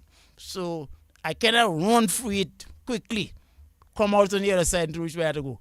So as we would use in the Lakou term, so you're capon. I could be afraid. Afraid of who? I don't know. What are looking inside there? In those days, there were no dogs to chase you. Chase me. There were no bad boys. But in those areas, as you're saying that, you'd have people like Marco in those areas. Muzi. Would you remember them when you're going to school? Muzi. Yeah, Muzi on the road. If all these they making all kind of different paraffiners, Marco was a man giving all kind of play on the road too. So I remember those guys here. Next week I'll be having a guy, I'm not giving his name now, but I'll be having a guy who was liming with Marco. We both used to drink rum together. They were two characters. Oh my God. And I'm going to have this guy on. And you don't believe I'm so excited about having this guy, you know. I'm sure I want to tell everybody next week, ensure that you are tuned to DBS Radio. We'll be having this guy. I saw him during the course of the week doing a little house to house, and we had a very nice conversation. And he accepted Scotty to come on the program. Okay. So I know it's going to be how do you normally say it? It's just going to be discussion. We're just going to talk. You know? Talk. But it's also interesting to understand that in those yards there, one thing I admired about the people, what they were able to keep their little square. It's like you have a little block, a little boot charm, but they managing the environment clean, man. Cecil, they keep the place clean. You understand? They were very proud. You go inside of these houses, they were scrub white. You understand me? People used to actually on a Saturday take their brush and scrub the inside of these wooden buildings, you know, clean. So they managed to keep their kitchen in order, their house, their little block around them together. So the thing I admire about the residents at the time was their ability to maintain their little square and maintain it properly. And even as you're talking about that, Scotty, people those days had latrine and didn't have pipe-borne water, Yeah. and the pride of keeping their surrounding clean. I'm sure that you would have observed this as a boy. Yeah. Because they are the whole aspect of housing, because housing is critical to health. If you do not have the space, remember you can put a toilet, you cannot want to beautify your yard, you put some flowers. You understand? So the housing itself, it was kind of tight for them, and they had to deal with some little tight space, and they had to find a way to manage their excreta or to manage your pee, or you're gonna get in a little environment where you had to throw pee outside in a drain smelling and that sort of thing, water not flowing to flush it down. So it has to be, you have to be so conscious of these things and manage that properly. And I see that in the 80s, I think in the 70s and the 80s, Labour Party at the time realized that they started to build these housing structures around, housing schemes around, so that they free up those sort of environments that people were living in. So that's why you end up with places like your area down there, Bath Estate. Then you have on the other side of the river, the RBC housing scheme. Then they had the one at Stock Farm housing scheme. So the program, those social programs I see were critical to uplifting people from those sort of environment and making them into a space. Rennie Thomas they just can corrected. enjoy themselves. Sorry. Rennie Thomas just corrected us, and he said the sending of the blue soaps was when Kensbro got 4-0 4-0? against Harlem. So it wasn't when the 4-3 of No, it wasn't the for free. yeah, it was Yeah. the 4-0 Harlem gave to Kensbro, and they were able to send all of the blue soaps on the playing field. You know? Right. So Harlem was in a mood. They knew apparently they were going to give Kensbro that volley, you know. No, Scotty, Rosa would have a lot of Lakous. I do not know how much of that you as Scotland, Jeff Scotland, would have known about those various Lakous in Roseau. How much did you lime? How many friends that you had that would have been living in other small areas in Roseau that you'd have to go and meet them? We had several areas in, like it's in that little area there, for Michael. For Michael, I had a partner that used to go and check there in that area there. And the for Michael was below the church, below the cathedral. I have seen that it has now actually is emptied out. I see burnout buildings there, and nobody, very few occupations taking place there. But those are some of the areas. If I go back again to Wakip in the Saxon area there in Upper Lane, where they had this they had their mechanic shop, and then people used to go in there. And Your family? Huh? Your family, right? Yeah, yeah. Salaman, it was Salaman, Scotland. Just Andy, has set up some businesses around there, and there was a number of activities taking place there around the repairing of the vehicles. You understand? So you go there and lime and talk to people and meet people and that sort of thing. But Roseau, I was looking in Roseau, I was looking at why I had lime like in Roseau. When I was growing up in Roseau, I had my liming areas. So the night box, the grotto. Remember the old grotto that was up there on the top of where the infirmary is at present. Home for the ages is now. Yes. That is the real grotto. That is where we used to go there every weekend and have a serious party with the great swinging stars. So that grotto there was an area that I used to enjoy.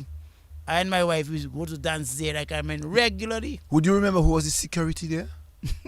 Security. That's just give me some. I tried to figure out who was. Desmond Blanchard. Yeah, she was police security. Yes, Desmond Blanchard. You know. Okay.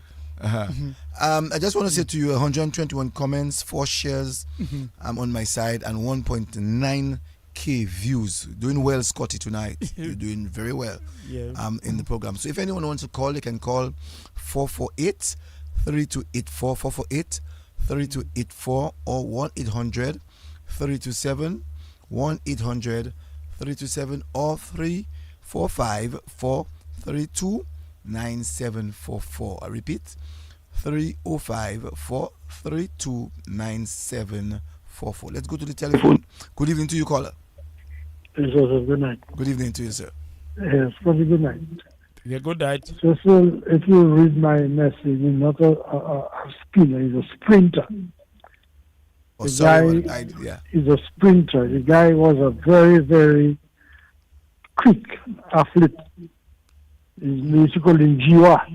His name is Jared Sylvester. He used to go to Ghana school. He was from Woodford, but he migrated a long time ago. And Scotty, you brought back some memories about the apartment thing. But one name I think that came to mind was that guy from Buffalo State.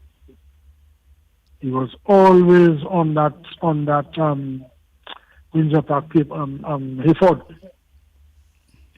Hayford Lakou. Hayford Lakou, yeah, Lakou. Yeah, man. We started writing staple cricket. Yeah. Yeah, man. Yeah, but I remember those days. In the apartment. Well, my link with the apartment, you know. You had your girlfriend there? Yeah, we used to play a lot of cricket, man. Yeah. See the boy avoiding your question? Yeah, I used to. Yeah, man. Yeah, but as you talking about apartments there, I used to big up Minchi. Minchi Tony Israel was a leg spinner a leg spinner. No, Scotty, that was a nice team, you know what? Yeah. You had Lloyd, not even much Mel, you know. Lloyd was a good batsman. Yeah, Lloyd Thomas. Yes, man. Lloyd used to be a spinner too. Yeah, man. We play a lot of cricket. We play right on the parking lot there. We used to play cricket, you know. Right there, right I tell you, right in the space there. Right outside there. Yeah, man. Yeah, man. Good program. Yeah, man. Yeah. Take care. Thank you. So, Scotty, you were talking about the places that you would have gone, Green Goto. Yeah, I talking about Green entertainment now. Yeah, what about Green Lantern? Green Lantern, Green Lantern was maybe a little ahead of my time. But my spots for dancing was Grotto, the Warehouse Disco, Nightbox. These were my areas of partying. I can imagine the Nightbox would have seen your face more. Yeah, man, Nightbox next to me. Here, I just take a walk in Nightbox. Nightbox to me was the most cozy dancing spot I ever come across in Dominica. It was just a nice ambience for dancing. And I'm in Roseau today, and I tell my wife, I don't have nowhere to go to dance. What kind of country, what kind of town am I living in? There is nowhere in this town you can go and have a dance. Yes, I bet you, boy, what kind of place is that, the boy? Yes, let me Cecil. We're in 2025, you know. Nightlife supposed to be booming. When you finish work hard, you need to go and take a dance, go and relax yourself. There's nowhere you can go and relax in a town. I mean, what kind of business? I mean, it's not a boom boom and making noise business. We need to get some serious discotheques and serious nightclubs in this town for people to go and enjoy themselves. And the Grotto to me was a social hub where everybody used to come in at Grotto and have your dance going on and the great swinging stars going through. I mean, it was just beautiful. And then we end up with the Warehouse Disco, was a little sample of nightlife in Dominica, Warehouse. And I haven't seen a warehouse yet from the time warehouse have disappeared. I can imagine. I too. I enjoyed the warehouse. I didn't go much to the night box a few times. You know, I went there, but you're right. You're very correct. Scotty. At our age now, We need to go to a cozy place. Yeah, man. You need to, and the club I looking at, there's a over 50 club. I don't want to a chain around me. Yes. It has to Over be 55. Over 50. Over 55. 50 is still very young. No. 50 plus. Yes, 50 plus. So you 50 plus, you Yes. can come in. Yes. Yeah. So you need a couple of those nightclubs around that the older people can go in and reminisce and enjoy themselves. That is what someone said to you, Scotty? lacking down. Yeah, what someone says? Seriously, Scotty. Nice, clean, adult fun. No fighting, no drama. Just clean fun dancing. Yeah. We need that in Roseau. We need it. Yeah, we need I that. saw a thing I see this thing happening in Barbados, or staying up there, where they have this on a Wednesday night. They bring in all their senior citizens together and they get their all their beautiful music and they play the games and maybe we might have to do something called like the St. Lucians are doing, called the Western country western kind of thing. St. Lucia do the country western so thing. to be cool and relaxed. Yeah, we need a kind of a spot like that for people that have worked hard in this country. You can have a country where people just go in and sleep whole day and whole night, and I mean you work hard and then you're going to sleep in bed whole day. No man, that's not for me. That's why I tell my wife I don't mind that like to be sleeping too much. I sleep 4 or 5 hours at night and I have enough sleep. You understand me? See what's hard sleep and I okay. Yeah. And so these are the places that you would have gone as a young boy, you know, in the entertainment. Entertainment business, yeah. No. What do you remember, Scotty, in the Roseau area as a young boy growing up? The Black Power movement. What Black Power? Boy, that's a lot of trouble. I had under the Black Power movement, because now that problem coming in now, where we start plaiting our hair, we start growing afro. People now going to school, freeing up themselves. My parents wasn't ready. My father was not all that perturbed about our hair plaiting and growing your afro. But my mother's like a lady. She's all that discipline. You probably whenever go shiver at a Kylie. You understand? She don't want he probably pierce whatever locks la. So. My one said, il parlait ça la pièce.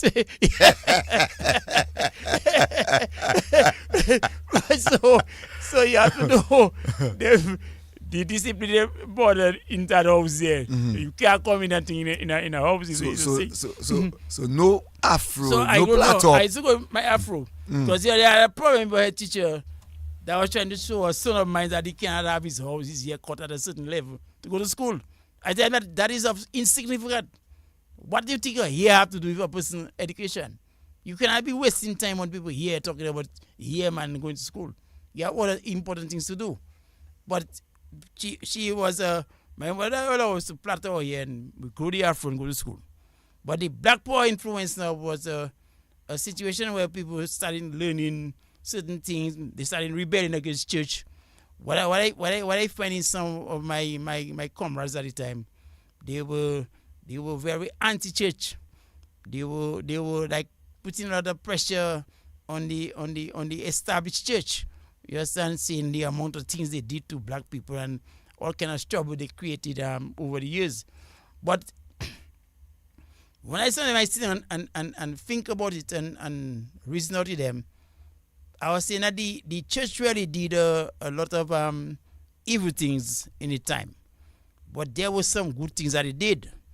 It was able to sometimes assist in the freedom of the same black people, because in terms of when they were fighting abolition of slavery, the church had a major role to play in promoting the rights of people to live as people.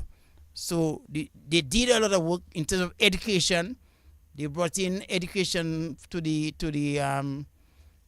ex-slaves, and that sort of thing where they had charities in place for health and education was critical. So the Black Power movement was a good, created a lot of consciousness among people, because the people in Dominica, they didn't realize, even some of them realized where their roots were. Our history was very taught very poorly at school. We didn't understand that we actually came from Africa. We were descendants of slaves, and these are the circumstances that happened to us over a 200-year period. So right now we have people in Dominica, sometimes they don't understand where they come from. If you don't know where you come out, and you can never know where you go in, you need to go and study your history. Know where you come out first. What was the circumstances that brought you here? And how do you now look at the circumstances and how you do grow out of it or develop out of it? And it's important, the Black Power movements at the time, it create that revolutionary in your mind where people start questioning certain things that are in the establishment. And then you find that some of these issues will speed off, like you had the dreadlocks situation where people start growing dread and they start growing locks, and some of them becoming deviant behavior. They start actually attacking people on their farms and different things. So you have a spill off where some people got into a mood of anti-establishment and want to fight. And that's where there was in Dominica where they call the dread was start coming in. Dreads, you remember you couldn't go in your garden because of dreads. And your good friend Patrick John decided he had to bail the dreads. So he established some laws that was, to me, at the time where they say it was draconian measures, but he had to take some hard measures to deal with that group of people that was creating problems in their society. And that is where you had a lot of that period of Dominica to me has never been settled. It has never been have a true fan. It's like a true what they call that now? Reconciliation of the people where they come together and they discuss it and they trash it out and they see what was the problem, what was the factors contributing, what was the factors that was creating the problem, and how that we were supposed to move on from there. I think something it was just left in the air, and it still leave a bitter taste in some people's mouth today. No, even as a young boy in high school, as I said in reference to the Black Power movement, which some people say that is totally different from dreads. Mm-hmm. In school at the time, did you see any rebellious group or groupings that would have brought some kind of problem into the schools and extended to other parts of society? Yeah, because you had that was I tell you, just the dread part of it was an offshoot from that same Black Power discussion, you know, because they start getting emboldened that the system of that they are under now, where I have to be like a straight jacket, I have to be wearing a tie, I have to have my hair have to be of a certain terms of design and shape, and I cannot really be me. There was some clashes with all the old values, but we find that we were able to go through it. We were able to learn from it. My generation, because a lot of my generation that struggled through that Black Power period was able to, grow and develop and become fruitful citizens later on. I remember in the other somebody's calling me. Sorry about that, Scotty. Go ahead. Yeah, go ahead. In the 70s, there were some upheavals going on in Dominica in terms of it was dread, it was Black Power, it was issues of distraught and that sort of thing. And then you had I remember one year we had a demonstration among. It started in the market area. It went down to go across to Lakou, then to River Street. Then we end up in the river. A police contagion of fellas decided they got tear gas protesters in the river. Which is, I find it the most ridiculous thing I ever come across in the world. A flowing river protesters going to the river, you sending Texas being them in the river. Now what happened? The whole of Goodwill and the lower part of Goodwill apartment was just blanketed Texas and River Street after that incident. That's when they were talking about the market, because they were moving the old market to No, that was the old market. That was, I think that was a Destrot. One of their short issue when they said that 75, 76 around that time. Yeah, they actually checked us in the middle of the river. I mean, I say when police there, it's really serious. And the man ended up smoking out all the people up in Goodwill and apartments and River Street. And the people that have in the river, in water, they have to just use water. Take us, they don't use water. I said, what is, it's just the, I just see some people sometimes they wanted to use their force, use force to feel like you can intimidate and put scare tactic on people. Yes, totally. You don't have a lot for. Because Zimbabwe. Caller, I'm not so sure it's wrong if your phone, but whenever you call us, we're just not hearing you. We're just not getting the caller clearly. I don't know why. Okay, you hear me better? You hear me better? Go ahead, speak, please. The uprising the Black Power sign is because what has happened in South Africa, Zimbabwe, and America. It is. So we just youth around the corner, and Paravian and President Ron Green and studying in the university. He came down and gave us some courage and gave us the whole history. So that was the rebellion again at the time. When man started to go there after one decided, well, is that consciousness? No. Because when they had holes in Canada, there was a demonstration to the full map in front of the Canadian Bank to write down Duncan people in Cecil. You think? So it was what is going on overseas, black people, like wrapped down. You think? Up to now, they don't know what I'm doing in jail. You see, and among the they were killing black people in America, we couldn't even open their mouth. So that was why we were rebelling against what was going here. So that was called the Black Water manifestation up to this present time. Black consciousness time in the same period. So for that, imagine. After that, I had the voice of my drug. I saw them marching down, because he had an afro on his head. They said, leave this one, go for the It our German. I have to leave this school and go for his head. His head was too big. Too big. Yeah, I tell you that. I saw it in my eyes. So the rebellion is going on at that forward. That is what is going on in America, South Africa, Zimbabwe, and Brazil. And even in England, you had demonstration on that too. When they killed that Campbell in the jail, we still in the jail in England. Okay.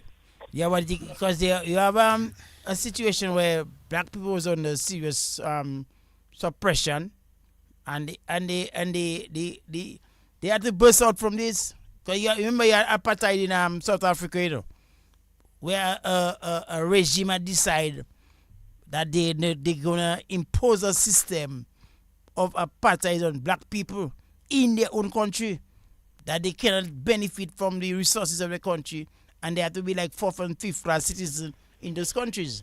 So it is a period of enlightenment where black people start researching their culture, researching themselves, letting people know what all you have value, all you have been kings and queens, all you have established a lot of good things for civilization of the world. Somebody else is on the phone. Yes, caller. Yes, good night, Cecil. Good night, Mr. Scotland. Good evening, my brother. Yeah, this is Tony. I'm calling from Gordon. If it's one thing Mr. Scotland talk about that is true, open a little nightclub, 50 years and more, nothing lower than 50 years. So that the people of 50 years, when you come out, you can enjoy yourself, you can sit down, you can drink a glass of wine. Right now, it's from work to home. go to lie down, get up, go to. You haven't got no enjoyment in yourself. You haven't got no enjoyment like before. Wadix was trying to do something like Akko Kevin can feel once upon a time, but I don't know, it did not work. But Scotty, that is a very good thing. At least you can enjoy yourself. And it's a program, a very good program. Continue. I am listening. Thank you. Thank you, my brother Tony. Scotty, I know that a lot of people do not know that you're into the hotel business. You went to school in, I think it's in Barbados? Barbados Hotel School. Yeah, hotel school. Help us to have a greater understanding Because, about the service industry that you found yourself in. Yeah, because early in my career, I when I left sixth form college, I said, well, I started to go to school. I just spent 1 year at sixth form college. So then I go to teach at community high school. Then there was the advertised for these scholarships to go to Barbados to study at the Barbados Hotel School. Well, when I applied, I got through, and 3 of us was selected to go to Barbados to get trained in the hotel business.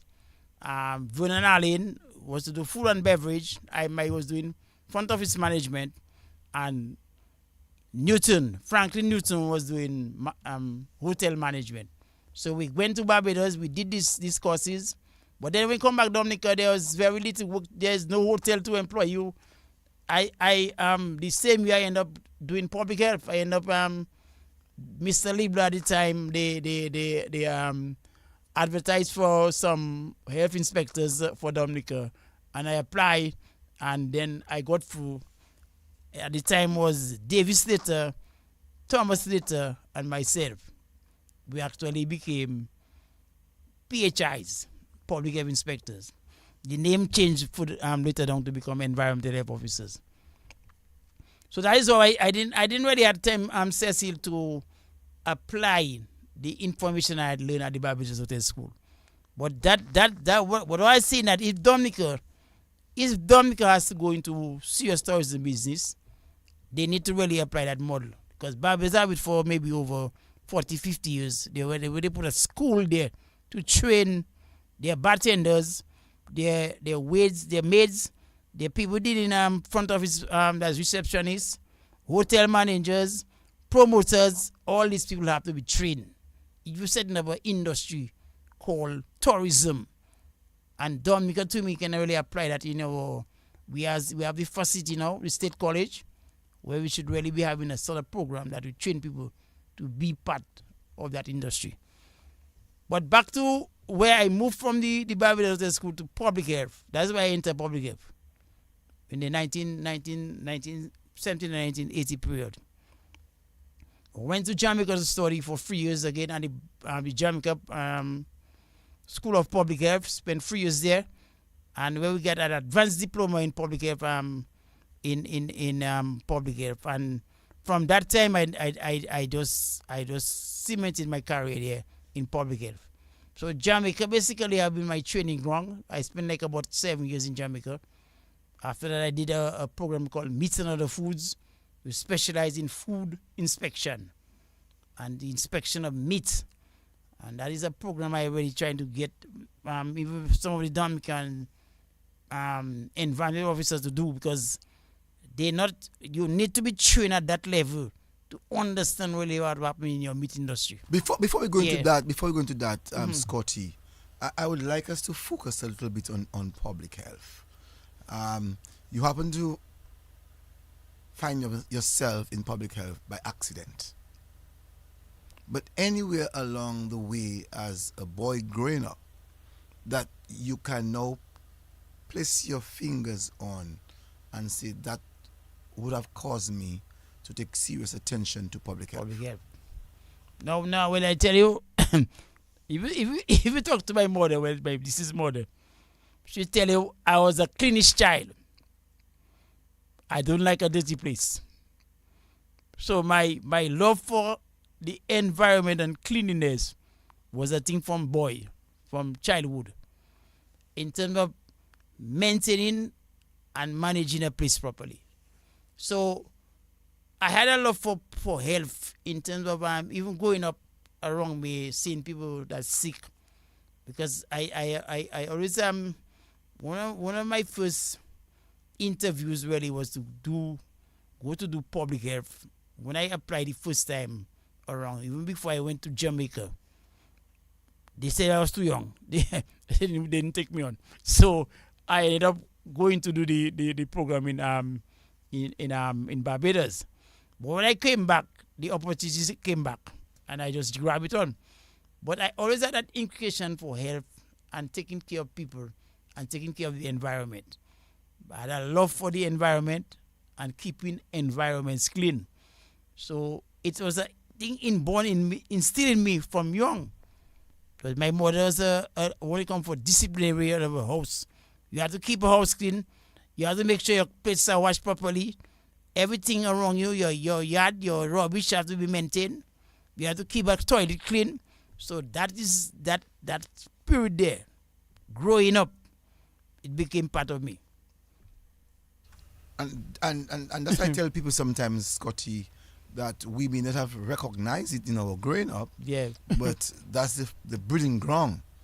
The things that we would have done at home in the yard would lead us to have a greater appreciation of the things that we need to do for our society. And here you are, retired public officer, but you did quite a number of years in public health. Tell us some of the things that you would have done in public health to really change our environment.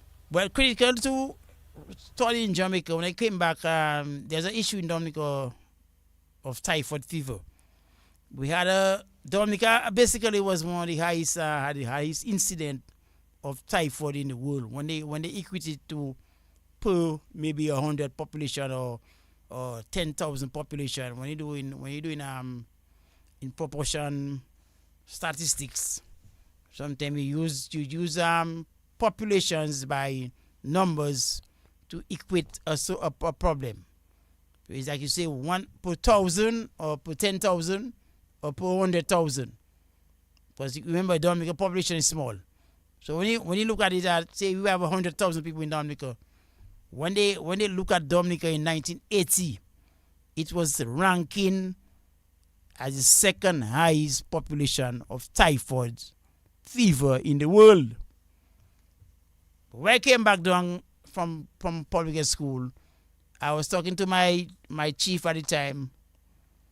That was Mr. Hill, of how we gonna change that thing. By chief at the time I was Lee Blanc, was just about to leave, to be replaced by Mr. Hill, and we sit down and find a strategize a way. First of all, to look at the food handlers program.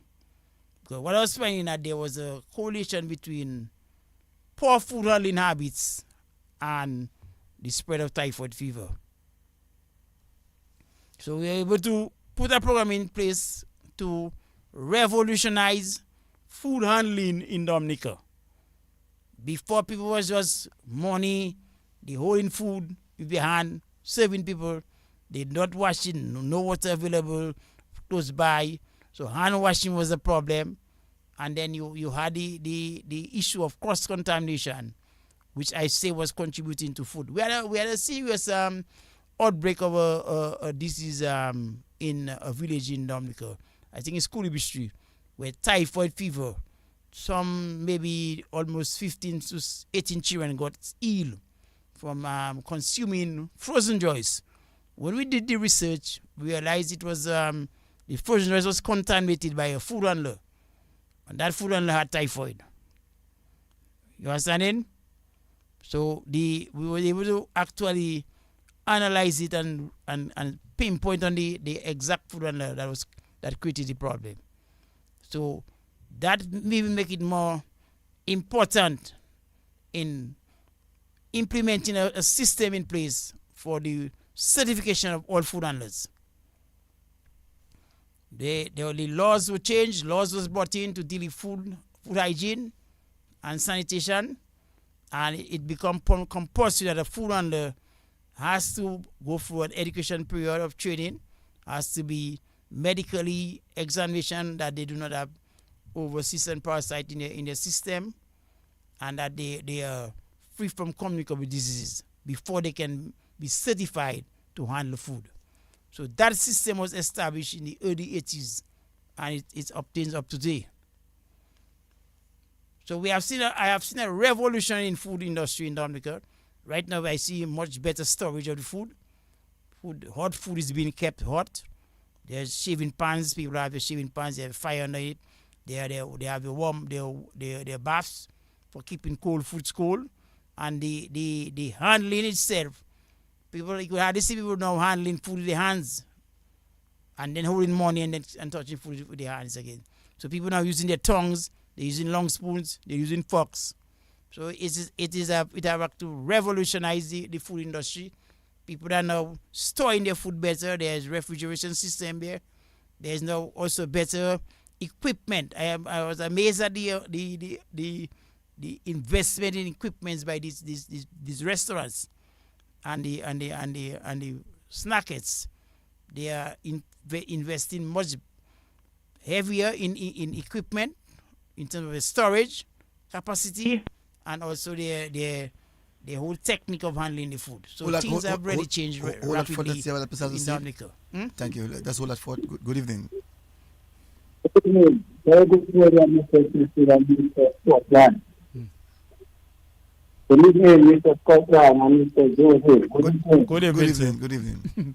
Okay. One thing I heard earlier on is when you mentioned about the Roseau River and dredging it. And then that would be the glory of our eyes and our pleasure, to even have boats and kayaking and all of those sorts of things on it. Yeah. But the studies show that there would be serious flooding. There are two main problems that we have with that. The currents that flow down that river, because you're not on a plane going right through. Coming down from this hill and this mountain, this river carries a lot of current. And then if you were to open dredge at the mouth of the river, when you have the heavy fish wells, because of the proximity of the market and even the city of Roseau itself, that flooding will go, and you see that sometimes during the hurricanes that have passed us. You see that water come lighted and then it floods all of that area, all by first market coming way back to where the high court is now, all in front of the ferry terminal, going way back up to that where the old post office used to be. So you have a very serious problem that could occur in that. But let me say, just remember the days when the man that talking, you have never scored one run on him. You understand me? You will always clean ball, and if you have not scored yet, you will always clean ball for not. All right? So I listen, man. Very good program, my friend. Thank you. I can tell that caller, I never knew him as a cricketer. Right, Scotty? You tell me clean money for not. Wherever that happened. I don't know where he get that, where he was bowling. That's a record. But caller, there's an engineering solution to all problems on this planet. So when you think there is not a solution to it, start talking to them, the younger engineers around the world. There's always way you can slow down the water, the current flow, and how you can manage any backflow coming back in. So it have designed to deal with issues. So yes, Scotty. So you're talking about the whole issue of health and food handling. Food handling is a major issue. As I said, typhoid, we are able now, because of the typhoid is a fecal oral disease. So it can spread from excreta, contaminating either water or food. And we in environmental health over years institute a lot of programs to manage excreta around Dominica. You want to hold that thought? I like where you're going to, but this person wants to say something to you. Good evening to you, caller. Hello, good evening. This is Minchi Israel. Good evening, Tony. Good evening, Cecil. Good evening, Minchi. All of you. That voice changed, boy.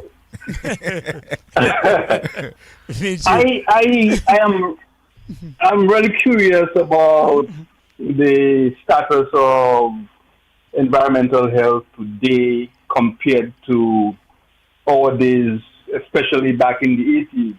I want you to comment, Tony, on the developments generally, but more specifically, I want you to comment on the approach to house inspection, if it is still being done, and how it is being done, and if you see that there is added value for environmental health officers in the Caribbean to approach house inspection at that level, and whether you see the value still of that particular policy.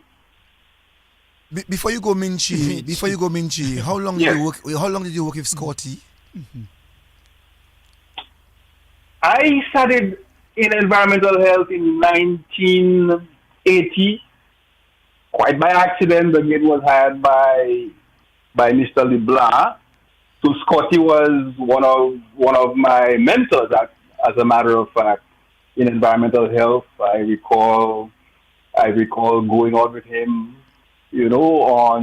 on visits to various communities. He being a mentor and supervisor. And so we must have worked only until I left in 1991. Yes. Yeah. You spent over a decade. So pretty close to about 10 years. Yeah. Pretty close to about 10 years, minus public health school. I was out for a couple of years. Yeah.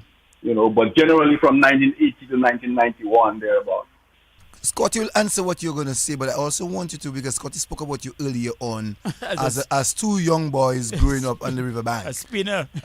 Trying to spin. And Scotty said that he always used to take you on the back foot. Yeah, I remember we used to play soccer and cricket right in front of the apartment building. Now remember, those were the days when it wasn't paved. So we were running on gravel and stones playing serious football on stones.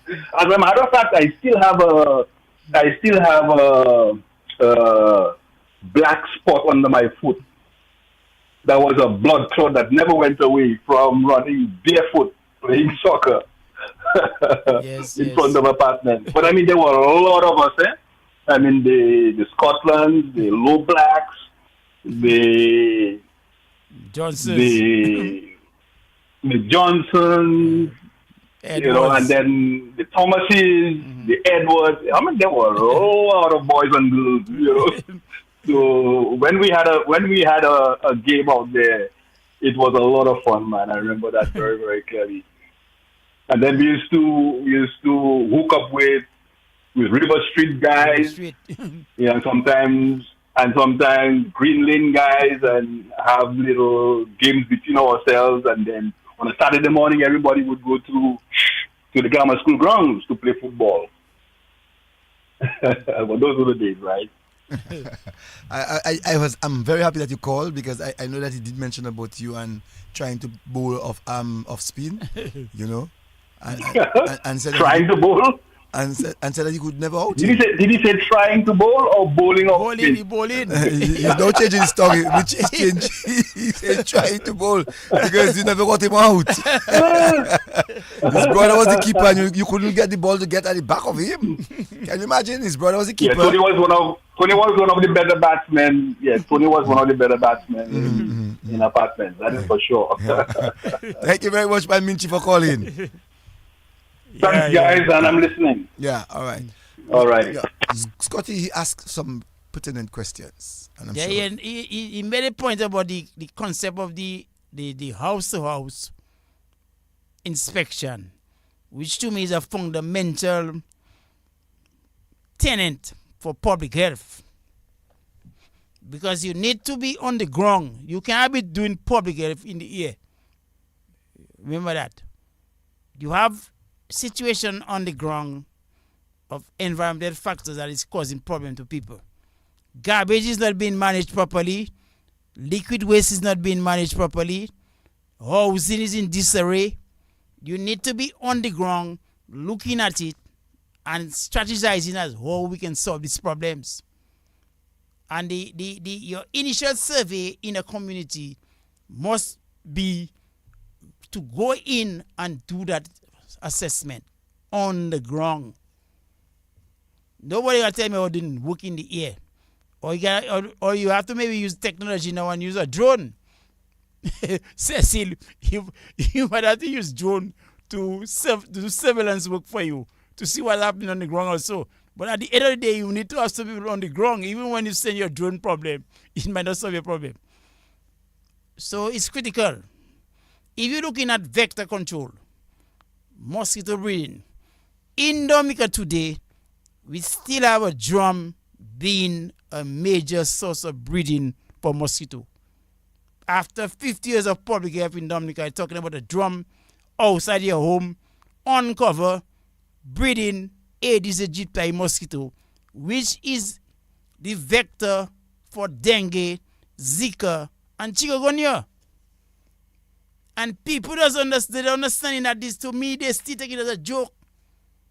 This little virus can send you in your grave. You understand me? So I just get really pissed off sometimes when I go in a community and first thing I tell you, me drum la lawi, me la.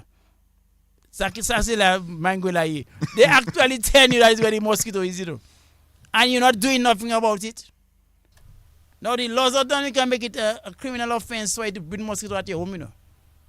You see, the thing about Dominica, we pass the legislation and we don't act on the legislation. We don't enforce the legislation. Who has to enforce it? The officers. You don't have, when it's in public health, I get a lot of problem with my chief at the time. They don't want me to enforce law.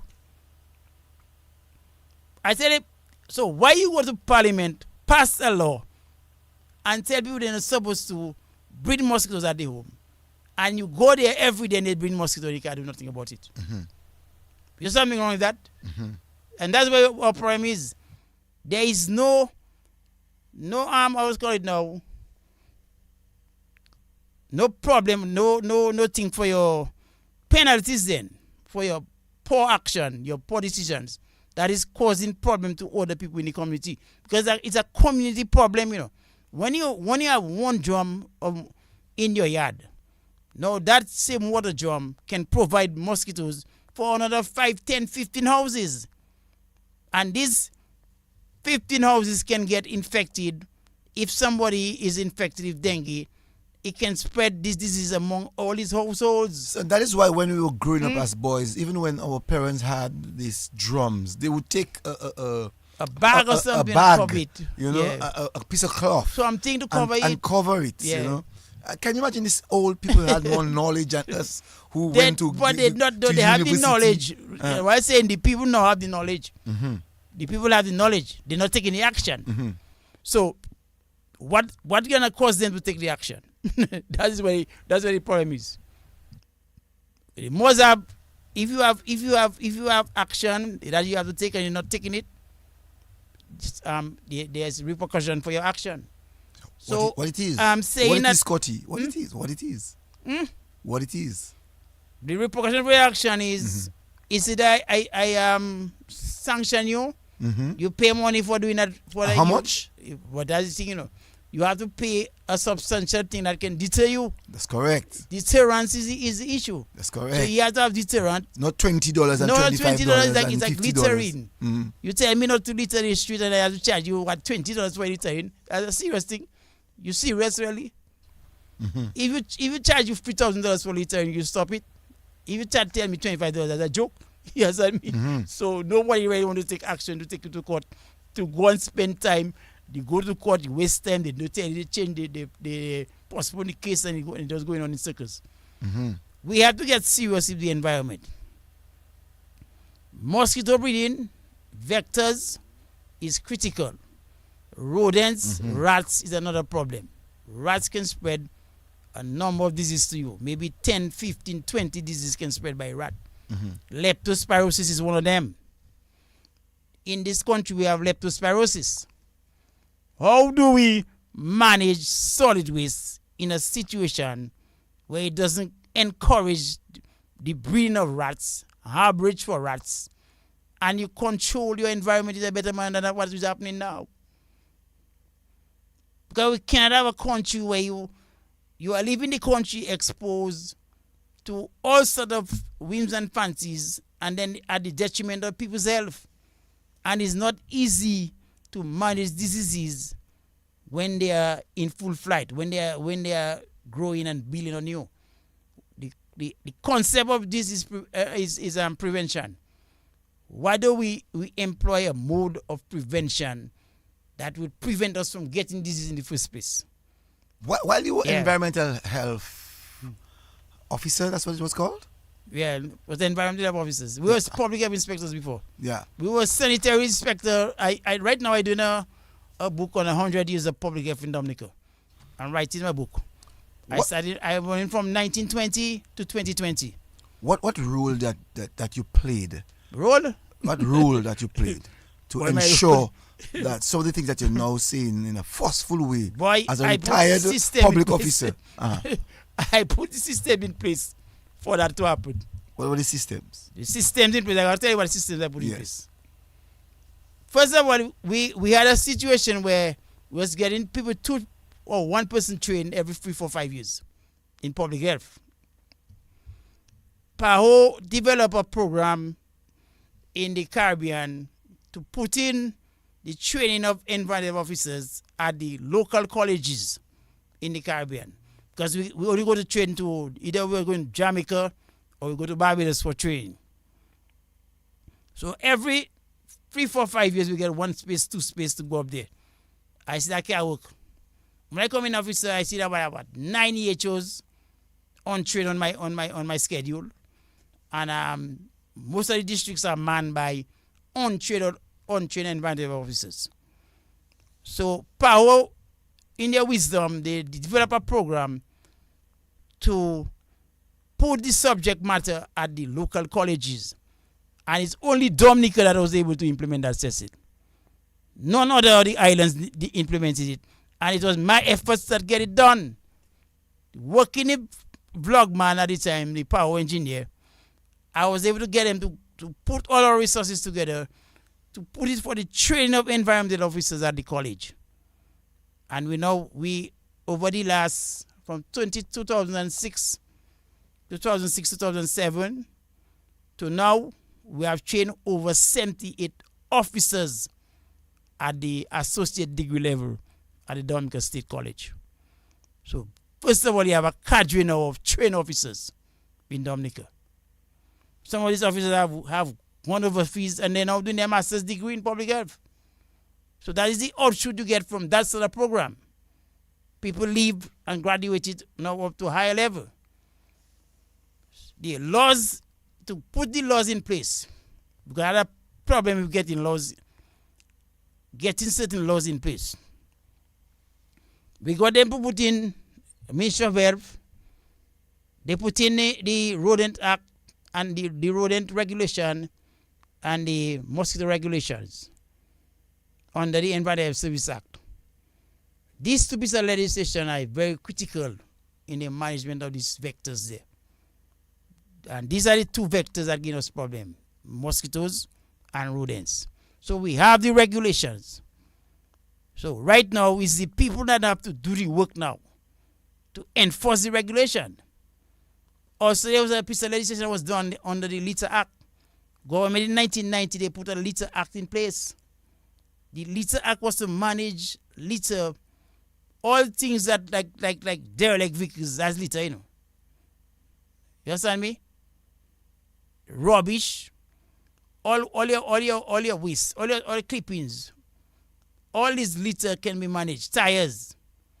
Now, in Dominica right now, we have derelicts all over the island. I mean, we just agree to them having those derelicts, those dirty the island. We just agree to that. But Scotty, under your watch. But under my watch, I tell you, these things were put in place. But under your watch, it was done. But under your watch, it still continued. No. We remove. Let me tell you, remove over 5,000 derelict vehicles between maybe 1995, 2000, 2005. In a 10-year period, remove them from the environment. The Venezuelans came again and they assist us in getting all derelicts around Dominica, and we were able to ship them out.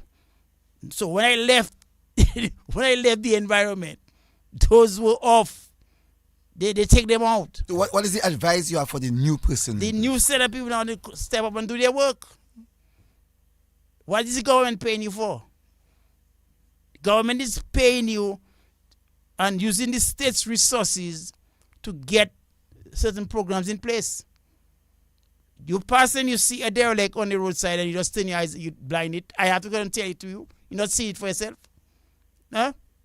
Do you think that the law has to change to deal with the issue of derelict? Oh, the law have to change. Huh? If you change it, you not do it. You can change the law and you still not applying the law. It come back to square one, you know.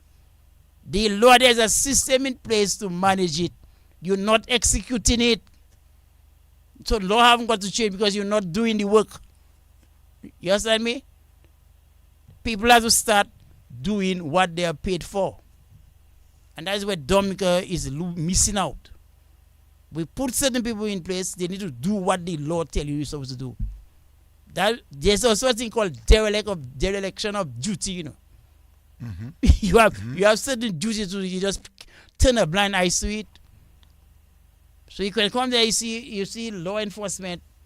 There's a law in Dominica saying you're supposed to smoke in public, but you smoke in public and it's a joke. Everybody comes to smoke in public. But the law tells you you're not supposed to smoke there in public. So if you're not enforcing it, it just become a thing on paper. Because you have it on paper, but you're not executing nothing. So we have to get serious with the environment. People that are paid to do the work, they need to do what they're supposed to do. Otherwise, the country itself will continue to suffer. As you're saying that, Scotty, we know that as boys growing up, that we had our garbage being managed by family members. Mm-hmm. The truck would pass at a particular day. That's the city council truck or the Rosary Town council truck, Tongboat truck. And our rubbish would stay at our house. We saw after 1990, 1995, roll and roll off came in and somebody else had to manage our garbage, and it is called Dominica Solid Waste. Tell me, do you think that the solid waste, Dominica Solid Waste, is of great value to us in Dominica? I'm asking a blunt question. Solid Waste Corporation. Yes. Yeah, well, I think Solid Waste Corporation has a major role to play in Dominica. I'll tell you why. Right now, we're looking at a thing called POPs. Persistent organic pollutants in the environment. You know a different set of waste coming at you called hazardous waste. From building material, from industries where you're using chemicals, pesticide in your environment.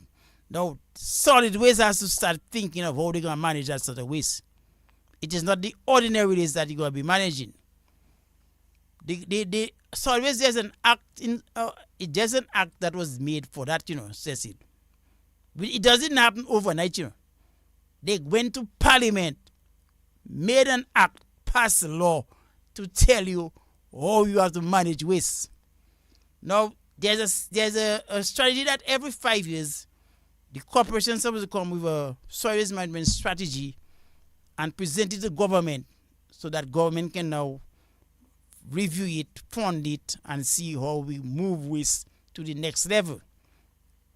So I see the corporation as being very valuable to the management of waste in Dominica, because we moved from a situation where there was no solid waste management before.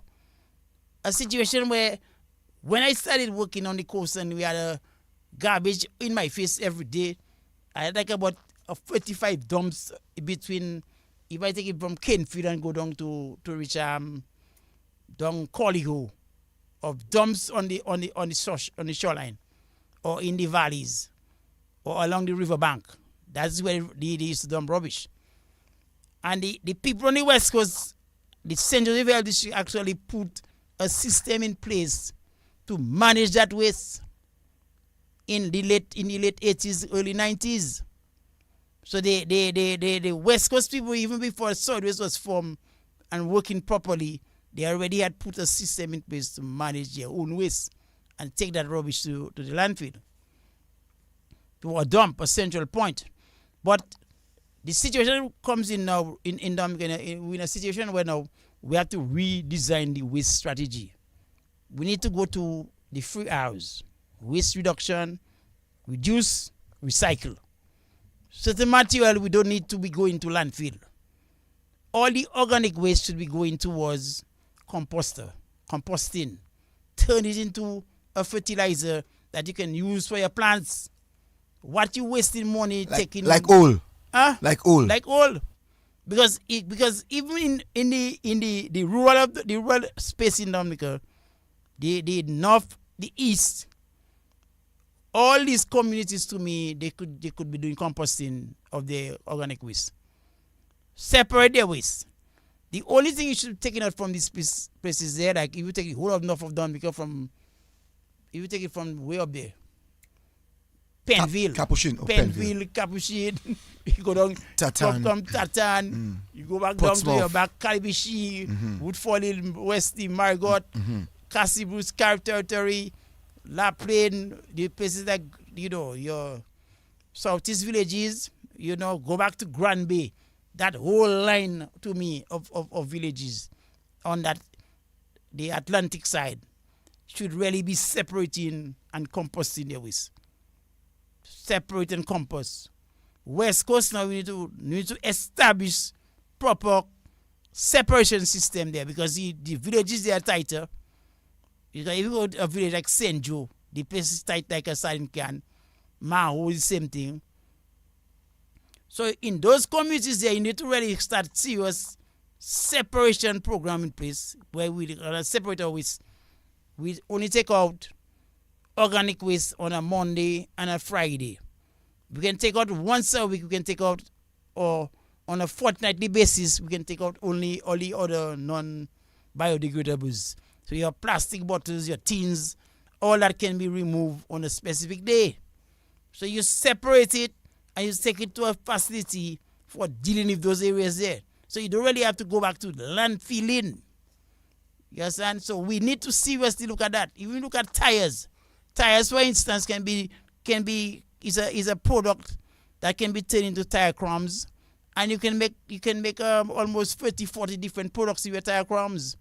Tire crumbs can go towards the roads, for instance, in construction of roads, building of walls, for backfilling of areas. So it means that you need an incinerator.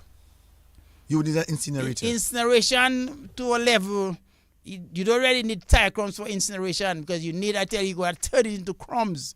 There's a type of machine that would break the tires into small little rubbers for you, and then you can use those crumbs there now to deliver products, making mats, making blocks for walls, different things that you can use with it. So you seriously have to look at now. And the last one I want to talk about was the end of life vehicles. You have vehicles, right now we have 24,000 vehicles in the country and more. So when these vehicles reach a certain age, they have to be discarded. What is happening in most countries now, they set up a facility that will actually break them vehicles into parts, take out all the non-pops in it, because you have some dangerous parts inside it that you need to extract from, and then you have all the other good parts that you can utilize again, recycle and reuse. So that is where you have an end-of-life vehicle facility to deal with all your derelict vehicles. So we have to get serious about management of waste. And if you're talking about your nature island of the Caribbean, to me, well, that's your priority number